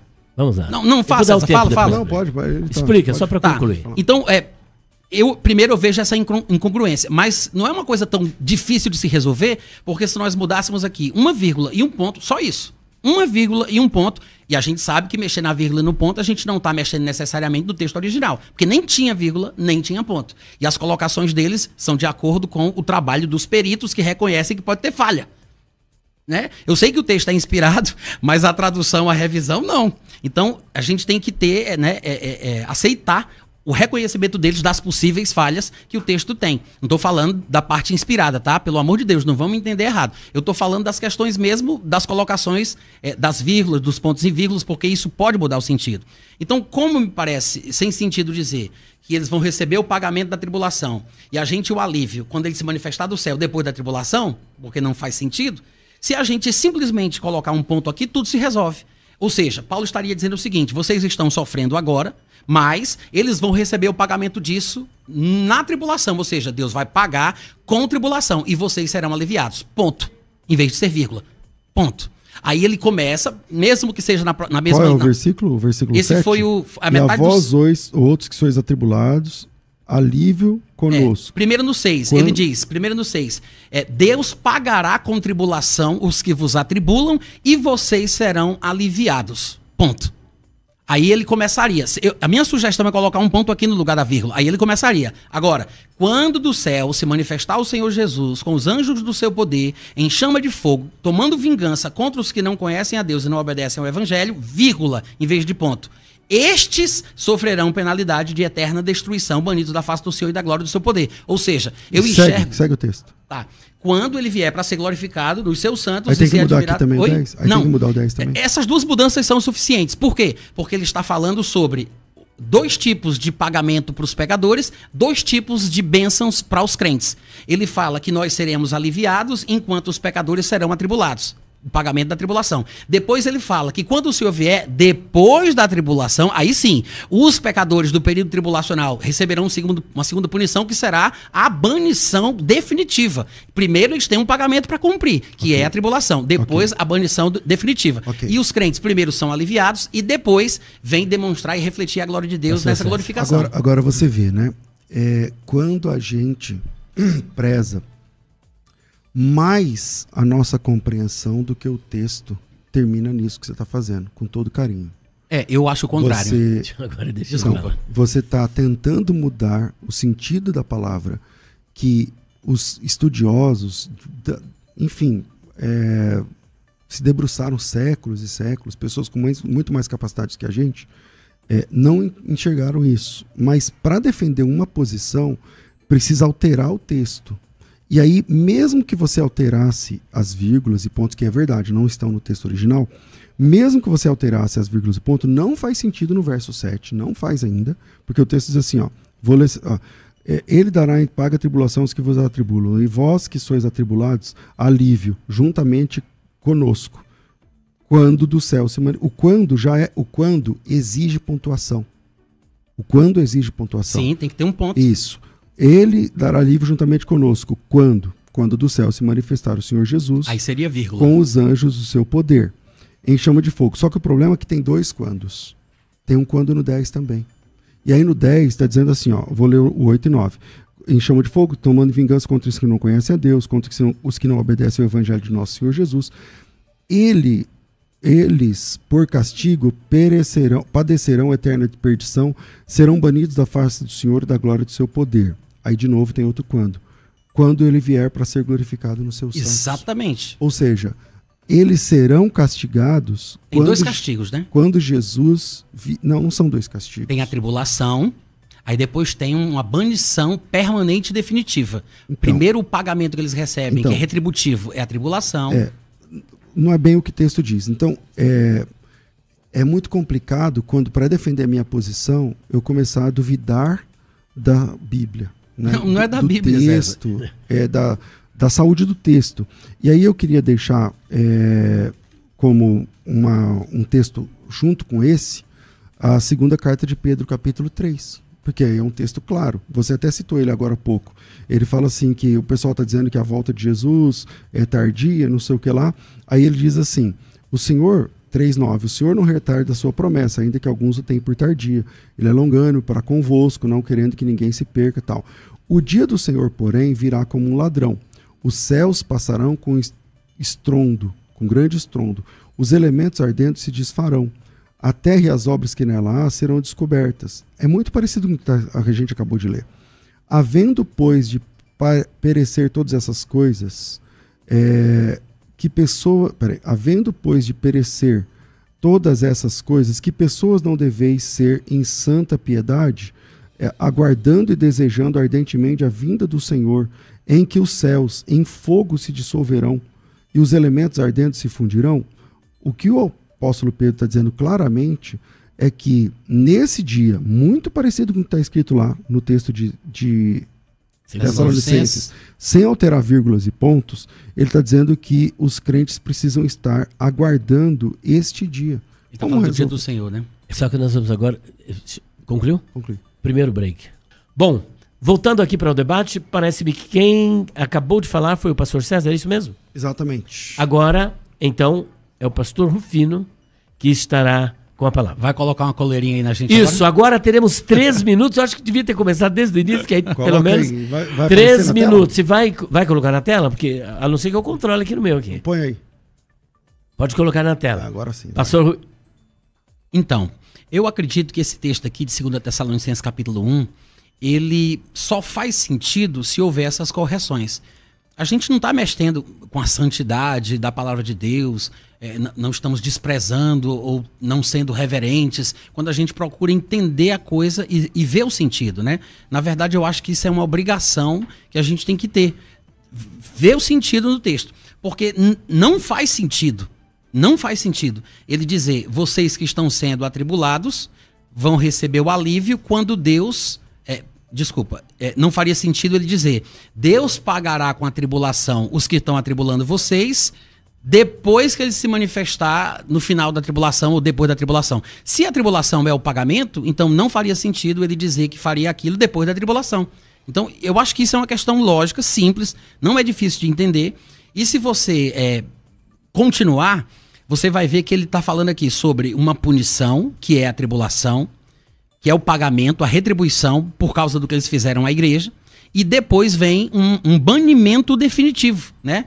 Quando ele se manifestar, já não é a tribulação, porque a tribulação passou, que é o primeiro pagamento, é a retribuição, né? Pelo mal que eles fizeram à igreja. Aí depois da tribulação, aí vem uma segunda punição, que é justamente esse ser banido da face do Senhor e da glória do seu poder. Eu acho que esse é o sentido mais adequado ao texto. Até porque, no capítulo seguinte, no capítulo 2, ele vai falar com todas as letras que o dia do Senhor, que é a tribulação, não começará sem que primeiro aconteça o arrebatamento. Eu vou encerrar aí mesmo e depois você... Pode concluir, tem 1 minuto Tá. ainda, cara. 1 minuto e 15. Não, tudo bem, vá, pode ir. Tudo Pode bem? falar. Vá, sim. Bom, ele está dizendo o seguinte, não combina com o mal que fizeram à igreja. Bom, se eles fizeram mal à igreja, então a igreja estava lá, na grande tribulação, né?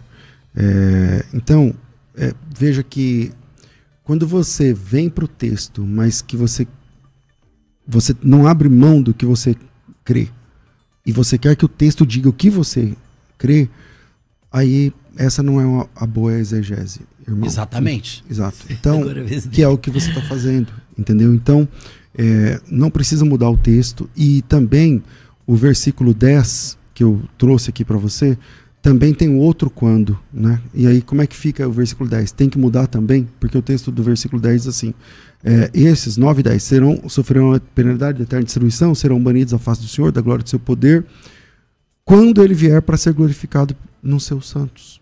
Entendeu? Então, tem outro quando aí. Como é que se resolve esse outro quando para que o pré-tribulacionismo sobreviva a esse texto? E aí, por último, eu deixei o texto de Pedro, né? Que o texto de Pedro é bem mais claro também. Esse também é claro, né? Tanto que para escapar dele tem que mudar o texto. Mas o 2 de Pedro 3,10 diz assim, virá entretanto como ladrão o dia do Senhor, no qual os céus passarão com estrepitoso estrondo. Então aqui a gente não está falando de uma volta secreta. Os elementos se desfarão, a terra e tal.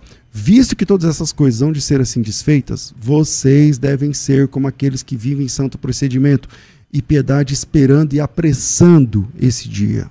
Entende? Então, parece que esse texto está rigorosamente no mesmo testemunho do que o outro texto que nós lemos. Deixa um 15, deixa um 15 para você também. É interessante os dois responderem a pergunta um do outro. Por exemplo, como é que o senhor responde esses dois quandos? E a questão de 2 de Pedro, capítulo 3. Aí depois eu vou deixar... Faz uma para mim. Isso. Em relação a Pedro, eu acredito que ele está falando ali sobre a expectativa final do crente. Ponto. Ele não está falando de arrebatamento. Até porque a expressão dia do Senhor, ela não significa arrebatamento. Tanto que aqui mesmo, em 2 Tessalonicenses, no capítulo seguinte, ele vai falar também do dia do Senhor e ele diz que supor que o dia do Senhor tinha chegado causava perturbação. Ele não está falando do arrebatamento, porque se fosse não seria perturbador, seria maravilhoso, seria ótimo, e nem está falando sobre o final da tribulação quando o Senhor Jesus aparecer. Então a expressão dia do Senhor, ela pode ser interpretada de formas diferentes, dependendo dos contextos onde ela aparece. É assim que eu entendo. Então, quando ele fala sobre a vida santa e o procedimento correto, ele está falando que isso também faz com que a minha recompensa final seja alcançada, porque pode comprometer o meu destino final. O fato dele citar o destino final em 2 Pedro 3 não significa que não existam coisas que aconteçam antes, como, por exemplo, o próprio arrebatamento em si. Voltando para 2 Tessalonicenses, no capítulo 1, ele está falando exatamente isso aqui. Vocês que estão sendo atribulados, primeiro, ele diz, Deus pagará com tribulação os que vos atribulam. Me parece que ele está falando que o período tribulacional vai ser um pagamento para os pecadores. Porque ele diz, a igreja hoje é perseguida. Viver piedosamente em Cristo Jesus neste mundo é nadar contra a maré. Todo aquele que vive piedosamente em Cristo Jesus sofre perseguição. Não tem como não sofrer, né? Tanto que tem pessoas morrendo por causa disso. No entanto, todo esse sofrimento que acontece hoje, que não é o período tribulacional, porque a igreja não precisa estar na tribulação para sofrer, o sofrimento faz parte da igreja cristã, ele diz, isso vai ser retribuído no momento certo. Aí ele diz, para mim, tá, César, sem qualquer tipo de falta de consideração à palavra de Deus, querendo torcer as escrituras, muito pelo contrário, é com respeito ao sentido pretendido, que talvez não tenha sido alcançado pelos autores da versão que reconhecem que são falhos, como a gente viu, né? Eu acredito que ele está dizendo aqui o seguinte, estes que perseguem, maltratam e atribulam a igreja, eles receberão um pagamento. Qual é o pagamento? Qual é a retribuição? A tribulação. Só que ele diz que vai acontecer duas coisas. Eles vão ser atribulados como um pagamento de Deus e nós seremos aliviados. Se isso acontecesse, as duas coisas, quando ele se manifestar do céu, Paulo estaria querendo dizer que eles vão ser atribulados quando Jesus se manifestar do céu, que acontece somente depois da tribulação. Não faz sentido. Agora, pastor César, o senhor disse que tudo aqui é um evento só que vai ocorrer por ocasião do retorno glorioso do Senhor Jesus. Em Tessalonicenses, né? Em Tessalonicenses, capítulo 1. Isso.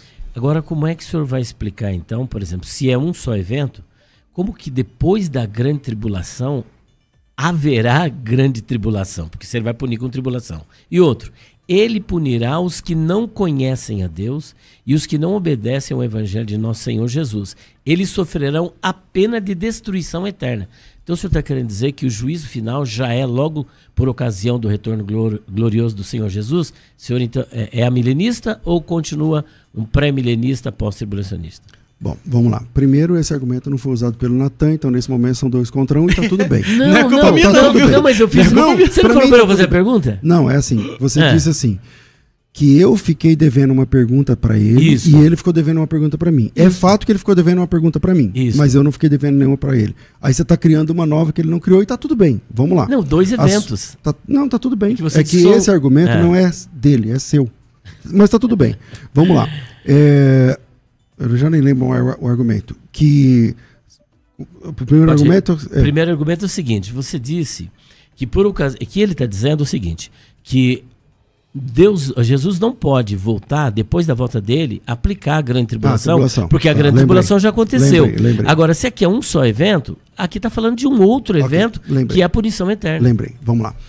Bom, como responder essa questão? Na continuação do texto. Na continuação do texto, ele diz assim, irmãos, no que diz respeito à vinda de Nosso Senhor e à nossa reunião com Ele, isso não acontecerá sem que primeiro aconteça a apostasia e seja revelado o homem da iniquidade. Aí já então, é o capítulo 2, então. É a sequência do texto, né? O texto respondendo. Não é por capítulo, né? A gente colocou o capítulo depois, mas na sequência desse texto, o apóstolo Paulo responde que esse momento acontecerá depois da manifestação do anticristo e tal, tudo mais. Ou seja, capítulo 2, verso 2 e 3, 1 e 3, responde essa questão.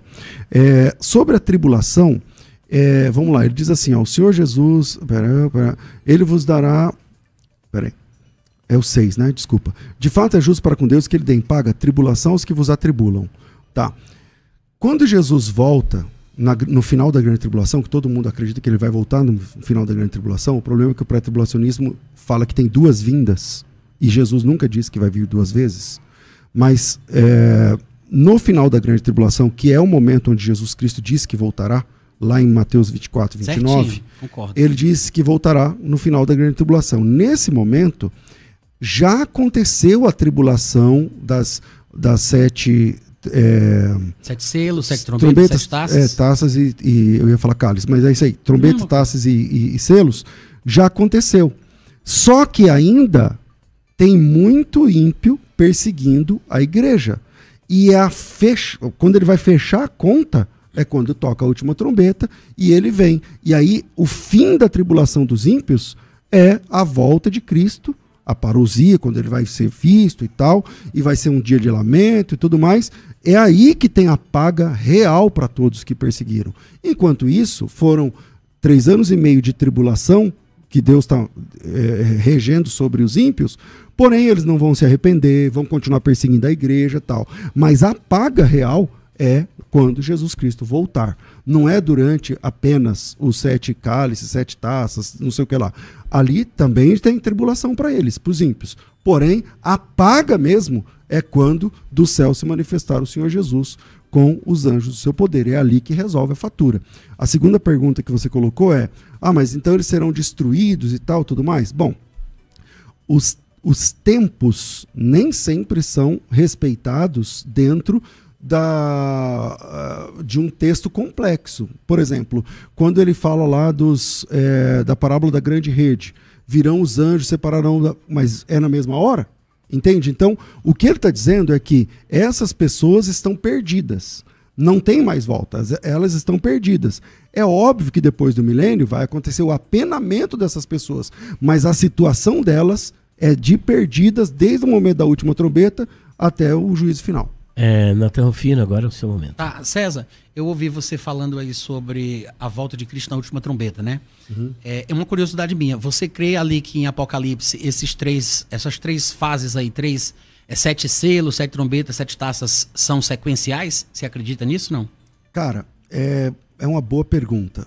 Seguramente a última trombeta é a trombeta que aparece lá em Apocalipse 11, é a trombeta que fala da volta de Jesus. Porque certo. Lá ele fala assim: o 7º anjo tocou a 7ª trombeta e houve grandes vozes dizendo: o reino dos céus, ou melhor, o reino do mundo, se tornou do nosso Senhor e do seu Cristo, e ele reinará pelos séculos dos séculos. Então aqui está cantando a chegada do Cristo. Então, que é a última trombeta, o que o apóstolo Paulo fala de última trombeta e tal. Eu sei que tá no meu tempo, era só uma perguntinha, mas desculpa. Era só... É verdade. Mas eu deixei, eu deixei. Você tem razão. Eu só queria saber... Eu achei que já era a pergunta para ele. Na verdade, eu só queria saber se tu cria que era sequencial, porque eu sei que tem divergência entre as pessoas. Não tá em ordem cronológica, acho que ninguém crê. Tá, eu creio. Você não acredita que seriam 7 selos, depois 7 trombetas, depois 7 taças, né? Você não crê assim. Então, se eu responder é assim, no 7º selo, se você prestar atenção... tá. Tem aquele negócio que tá dentro ali, né? No 7º selo, que começa a tocar as trombetas. Tudo bem, mas vem... Na 7ª trombeta... Então, não, até aí sequencial. Não, mas aí tá tudo bem porque tá sequencial, né? Sequencial. É porque tem umas coisas paralelas, que é um ponto de vista do céu, da terra, tem umas visões diferentes. Então você crê sequencial como eu, né? Não dá para ser exatamente todas como toda uma sequência... cronológica é difícil. Colocar em ordem cronológica mas fez muito sentido para mim uma sequência, porque tocam rompidos os 7 selos, no 7º selo, aí vem as trombetas, aí depois das 7 trombetas, na última trombeta, vem as taças. Ou seja, a 6ª trombeta não tocaria no 4º selo. Tem que chegar primeiro no 7º selo para depois virem as trombetas, não é? Pensa como se fosse uma série da Netflix. Tá. Você tem 7 selos, que são 7 temporadas. Tudo bem. Então vai acontecer em 7 temporadas os eventos da Grande Tribulação. Na 7ª temporada vai tocar as 7 trombetas. Certo. Então não é na 7ª temporada. Tem que esperar chegar na 7ª. Mas na 7ª temporada toca 7 trombetas. E em algum momento vai também desembarcando taças. Então não é exatamente numa ordem cronológica bonitinha, assim. Entendi, mas ainda há uma lógica sequencial, porque o que acontece no 7º selo, por exemplo, não pode acontecer no 5º nem no 4º, pelo que eu entendi. Tem que ser no 7º, né? Como você acabou de explicar, né? Como você acabou de explicar. Ou seja, e aí para ti, na 7ª trombeta, o Senhor Jesus vem. E essas taças, elas já teriam acontecido também? Elas não... São depois? Como assim? Então, como eu falei, não dá para você colocar em ordem cronológica os eventos. Muito embora, quando você vai para as taças, elas são colocadas no mesmo capítulo, tudo junto. Mas quando você observa com atenção, você percebe que tem coisas que estão acontecendo nas taças, na 4ª taça, que aconteceu exatamente igual na 4ª trombeta. Entendi, entendeu? Tudo bem. Então não dá para você olhar e falar assim, ó, isso aqui quando termina... Eu acho que ninguém entende que o Apocalipse está organizado cronologicamente. Tá, mas nesse caso então, a última trombeta aí, no teu entendimento, ela acontece, é a última coisa que acontece da tribulação ou ela ainda está transcorrendo a tribulação? A última trombeta é a volta de Jesus. Aí depois então a última trombeta é a última coisa, seria, né? Não, tem o Armagedon, tem a batalha do Armagedon que acontece na sequência. Mas o Armagedon faz parte da tribulação, então? Do período tribulacional? O Armagedon, quando Jesus Cristo volta, ele é o noivo. Certo. Quando ele volta justamente igual o apóstolo Paulo diz lá. Ele vai trazer tribulação, os que vos atribulam, quando? Quando do céu se manifestar o Senhor Jesus com os anjos do seu poder. Ele vai dar em paga a tribulação àqueles que vos atribulam. Segundo aos Tessalonicenses capítulo 2, verso 8, ele vai extinguir os ímpios com o sopro da sua boca, com o esplendor da sua vinda. Isso aí é a batalha do Armagedon. Tá, eu só queria entender realmente se você acreditava que no caso da última trombeta era a última coisa, já que você disse que está atrelada à vinda de Cristo, né? Não, a última trombeta não é a última coisa. A última trombeta é a última trombeta. Tá, mas aí a tribulação continua transcorrendo, então. Então, não tem tribulação transcorrendo. Tu entendeu minha pergunta, né? Minha dúvida? Eu quero entender isso aí. Eu entendi. Jesus Cristo disse que a ressurreição dos mortos acontecerá no último dia. Ele falou isso algumas vezes. A ressurreição do último dia. O apóstolo Paulo fala que a ressurreição e o arrebatamento é na última trombeta. Ele fala dos mortos em Cristo. É que a ressurreição dos mortos e o arrebatamento é no mesmo momento, no mesmo dia. Dos mortos em Cristo, não é de todos os mortos, né? Claro, mas eu estou falando dos salvos. Então, a ressurreição dos salvos e arrebatamento acontece na última trombeta, conforme o apóstolo Paulo diz. Então, nesse momento, a única última trombeta da Bíblia, a única série de trombeta do Novo Testamento são as 7 trombetas lá do Apocalipse. Então, na última trombeta é a volta de Cristo, que é o arrebatamento, que é a ressurreição dos salvos. Pronto, eu posso falar um pouco sobre isso agora e discorrer? Que eu fui perguntando, tu foi respondendo, sem problema. Eu quero dar minha opinião. Eu acho que essa interpretação, ela não é correta por várias razões. Eu acho que a última trombeta que Paulo menciona não é necessariamente a 7ª de Apocalipse. Até porque... Mateus capítulo 24, versículo 31, fala também de um clangor, de uma grande trombeta depois da tribulação, né? Então, se a 7ª é a última, então não poderia ter mais nenhuma, como vai acontecer depois da tribulação, quando tocar aquela trombeta que os escolhidos vão ser ajuntados. Eu acho que Paulo, ele não está fazendo referência a essa trombeta que vai ser mencionada por João, porque o livro de João ele vai ser escrito 40 anos depois de 1 Coríntios, da primeira epístola de Coríntios. Ele escreve no ano 55. João, o Apocalipse vai ser escrito no ano entre 90 e 96, que é 40 anos depois. Tudo bem, o Espírito Santo que está juntando. Poderia ser por esse caminho que a gente fosse. No entanto, as coisas começam a ficar incongruentes. Porque Paulo está falando para uma igreja específica, uma coisa que essa igreja tem que entender. Eu não consigo aceitar que ele está falando de uma série de trombetas, que a 7ª vai ser considerada a última, quando aquilo ainda não foi mencionado nenhuma vez em lugar nenhum. E outra, quando Apocalipse capítulo 10, versículo 7, fala do toque da última trombeta, ele faz uma declaração específica sobre o que está acontecendo. Eu vou ler aqui Apocalipse 10, 7. Ele diz, nos dias da voz do 7º anjo, ele está falando do 7º anjo que vai tocar a sua trombeta, né? Quando ele estiver para tocar a trombeta, cumprir-se-á então o mistério de Deus, segundo ele anunciou aos seus servos, os profetas. Se ele está falando do toque da 7ª trombeta e ele diz que se cumpre o mistério que os profetas receberam, que Deus anunciou aos profetas, ele não pode estar falando da mesma coisa que Paulo pregava. Porque Paulo, no Novo Testamento, é basicamente o único que fala abertamente, explicitamente e objetivamente do arrebatamento. E nas vezes mais populares que ele fala do arrebatamento, como 1 Coríntios capítulo 15, 50 e diante, e 1 Tessalonicenses 4, do 13 ao 18, ele demonstra que ele só fala disso porque Jesus contou para ele. Ele diz, eis que vos declaramos por palavra do Senhor, e lá em Coríntios 15 ele diz, vos digo um mistério, mostrando que aquela informação não é de conhecimento público. Se Paulo é o único a tratar sobre isso especificamente, detalhadamente, e Paulo nunca foi profeta, não faz sentido dizer que na 7ª trombeta de Apocalipse vai se cumprir o que Deus anunciou aos profetas, porque o próprio Paulo não é profeta, então ele não está falando do arrebatamento. Paulo ele era mestre, pregador e apóstolo. Nos últimos livros que ele escreve, 1 Timóteo, 2 Timóteo, né, ele diz, eu completei a carreira, guardei a fé. Então, ele já viveu a vida toda dele, ele diz, Deus me designou, em 1 Timóteo 2,7, 2 Timóteo 1,11. Pregador, apóstolo e mestre. Ele nunca foi profeta. Então, como Apocalipse 10,7 diz que o toque da 7ª trombeta se cumpre o que foi dito aos profetas, se o arrebatamento que é dito por Paulo não tem nada a ver com o que os profetas falaram. Bom, vamos lá. Ótima consideração, Natan. Muito bom, cara. Muito bom.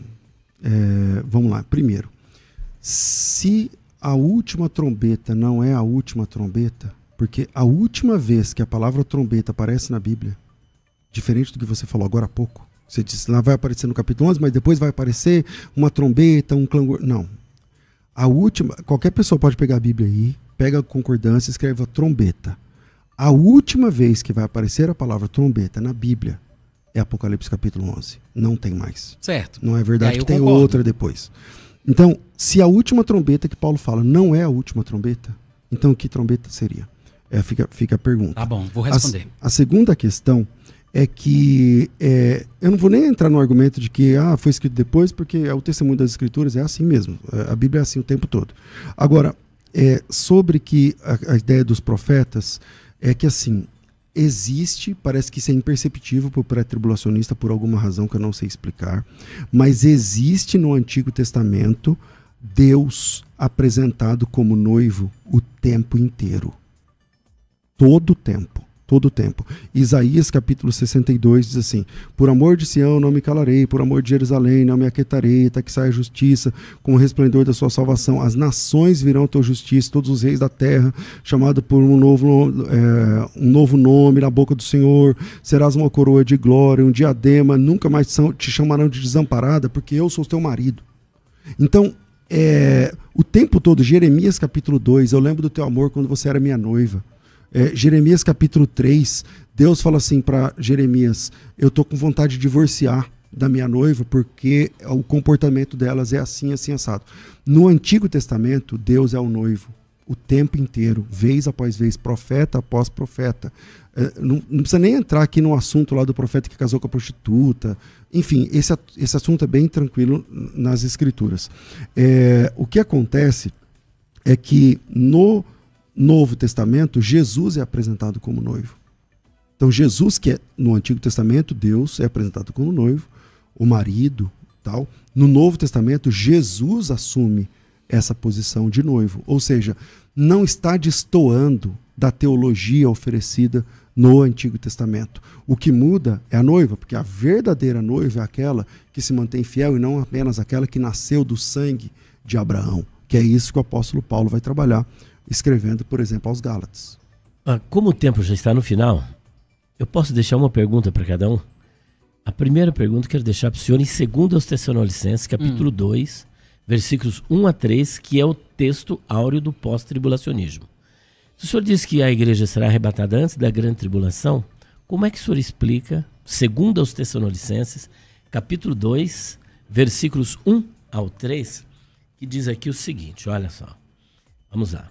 Irmãos, quanto à vinda de nosso Senhor Jesus Cristo e a nossa reunião com Ele, rogamos a vocês que não se deixem abalar nem alarmar tão facilmente, quer por profecia, quer por palavra, quer por carta supostamente vinda de nós, como se o dia do Senhor já tivesse chegado. Não deixem que ninguém os engane, de modo algum. Antes daquele dia virá a apostasia, e então será revelado o homem do pecado, o filho da perdição. Como o arrebatamento pode ser antes da grande tribulação, se primeiro é revelado o homem do pecado e a apostasia? Como é que o senhor explica? Bom, seguinte, eu acredito que esse aqui é o texto-chave que prova de forma inequívoca o arrebatamento antes da tribulação. Parece até brincadeira, não? Mas eu estou falando sério.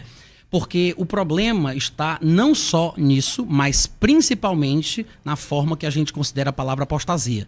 Porque pode parecer que não é verdade, mas a palavra apostasia, quem pesquisar vai encontrar ela significa, na verdade, tanto em sua forma verbal como em sua forma nominal, essencialmente separação, retirada, partida. Tanto que ela foi traduzida assim nas primeiras Bíblias em inglês. Isso só foi mudar no ano de 1576, quando uma Bíblia católica foi criada, chamada Reims Bible, que eles colocaram revolta para dar a entender que os protestantes estavam se afastando da igreja verdadeira. Depois, no ano de 1611, a King James Bible foi criada e a gentileza foi devolvida para os católicos, e eles colocaram como se eles tivessem se desviado da verdade. Desse ponto para frente, toda a tradição de tradução como partida, que são aproximadamente umas 7 a 10 Bíblias, que foram feitas sempre como partida, começam a pegar essa linha teológica, motivação teológica, ou seguindo a tradição da King James, ou seguindo a tradição da Bíblia Católica. Então, até hoje, isso permanece. Depois, claro, através da Bíblia de Genebra, a Beza Bible, ela começou a ser transcrita, não traduzida, mas transcrita como apostasia, e até hoje chegou em nossas Bíblias, como na minha versão, como apostasia sem o sentido verdadeiro, que é a partida e a retirada. Inclusive, essa palavra era usada assim na época em que Paulo escreveu isso. Aí, Natan, não tem prova? Tem. Existem 2 dicionários do texto grego do período clássico, Liddell e Scott, e tem um período da época patrística de um homem chamado Lampe. É um léxico do grego da era patrística. Esse é o nome dele em inglês mesmo. E, num determinado momento, quando ele vai falar do verbete apostasia, ele cita um livro apócrifo do 5º século. Eu estou deixando aqui registrado para o pessoal depois pesquisar. Ele cita um livro apócrifo dentro do dicionário de Lampe, tá? Ele cita um livro apócrifo chamado A Assunção da Virgem. Eu tenho até o texto aqui, eu não vou ler agora para não tomar muito tempo, mas se for preciso, eu tenho ele aqui, ou procura o dicionário, procura a palavra apostasia e dentro lá do verbete ele tem um exemplo, um texto apócrifo do 5º século, onde ele usa a palavra apostasia, inclusive é reapostasia, do mesmo jeito que está aqui no texto grego, a apostasia, falando de um arrebatamento da mãe do Senhor e dos apóstolos de um determinado lugar para a cidade de Jerusalém. O que é muito interessante, porque demonstra, inclusive, a utilização da mesma palavra, da mesma forma, dentro de um dicionário do grego da época patrística, né? Então, o que eu vejo aqui, né, por causa do tempo eu tenho que acelerar e falar dessa forma, mas o que eu vejo aqui é que essa palavra, sendo compreendida como essencialmente ela realmente é, principalmente na época em que ela foi escrita, você vai ver que tudo se encaixa, porque ele diz: ninguém vos engane, porque não acontecerá o dia do Senhor, isto que está no final do versículo 2, Maravilha. Sem que primeiro venha a retirada, a partida, e depois disso seja revelado o homem da iniquidade. Certo. Agora, para o pastor César, dentro do mesmo texto, uma vez que eu creio que ele acredita que o anticristo ele virá antes da grande tribulação, o versículo 6 e o 7 diz o seguinte, pastor César: e agora vocês sabem o que o está detendo o anticristo, para que ele seja revelado no seu devido tempo. A verdade é que o mistério da iniquidade já está em ação, restando apenas que seja afastado aquele que agora o detém. Quem é esse que está detendo o anticristo para que depois ele seja revelado? Bom, em primeiro lugar, esse texto, não, pelo menos a mim, né, não é o texto principal do pós-tribulacionismo, não. O texto principal é Jesus Cristo dizendo que vai voltar depois da grande tribulação, em Mateus capítulo 24, versículo 29. Jesus Cristo mesmo diz que vem depois da grande tribulação, isso está claro lá no texto. Mas esse texto aqui também ajuda. O texto começa dizendo que a respeito da vinda de Jesus e a nossa reunião com ele, entenda-se que o arrebatamento. Desmontando o que o pastor Natan falou, veja, se você... a vinda de Jesus e a nossa reunião com ele é o arrebatamento. Isso não acontecerá sem que antes aconteça o arrebatamento. Acabou. Quer dizer, o arrebatamento não acontecerá sem que antes aconteça o arrebatamento. Não tem sentido algum. Então, quando você entende isso, você vai perceber que a palavra apostasia é apostasia mesmo, conforme o próprio apóstolo Paulo disse, nas vezes que ele usou, tirando esse texto aqui, quem usa a palavra apostasia no Novo Testamento é Paulo. E sempre que ele não usa no sentido de retirada, não. Ele usa no sentido de apostasia, de abandonar a fé cristã. É sobre isso que ele está falando aqui. No versículos 6 e 7, agora sabeis o que o detém, para que ele seja revelado somente em ocasião própria. Parece que o ele vai ser revelado em ocasião própria, está falando do anticristo. E o que detém não está claro no texto. Pré-tribulacionistas têm visões diferentes, pós-tribulacionistas têm visões diferentes. Por quê? Porque o texto não é claro. Diferente da primeira pergunta que você fez, onde o texto é claro, aqui nós temos um texto difícil. Porque ele fala assim, agora sabeis o que o detém, para que ele seja revelado somente em ocasião própria, com efeito o mistério da iniquidade opera, e aguarda que somente que seja afastado aquele que agora o detém. E aí abre margem para várias interpretações. Eu não tenho uma que eu mato ou morro por causa dela, mas eu digo que a gente vai do texto claro para o texto difícil, e não ao contrário. O texto claro é que no começo diz que o arrebatamento e a nossa reunião com Cristo, que é simbolizado no arrebatamento, não acontece sem que antes venha uma apostasia e seja revelado o homem do pecado. Agora, o que vai ser exatamente que vai ser afastado lá no texto, como a Bíblia não é clara, eu me lembro do pastor Paulo Romero dizendo, eu nunca direi com certeza o que a Bíblia não diz com clareza. Então não tem uma clareza, então não tem como eu bater o martelo e falar, minha posição final é essa aqui, porque o texto não diz.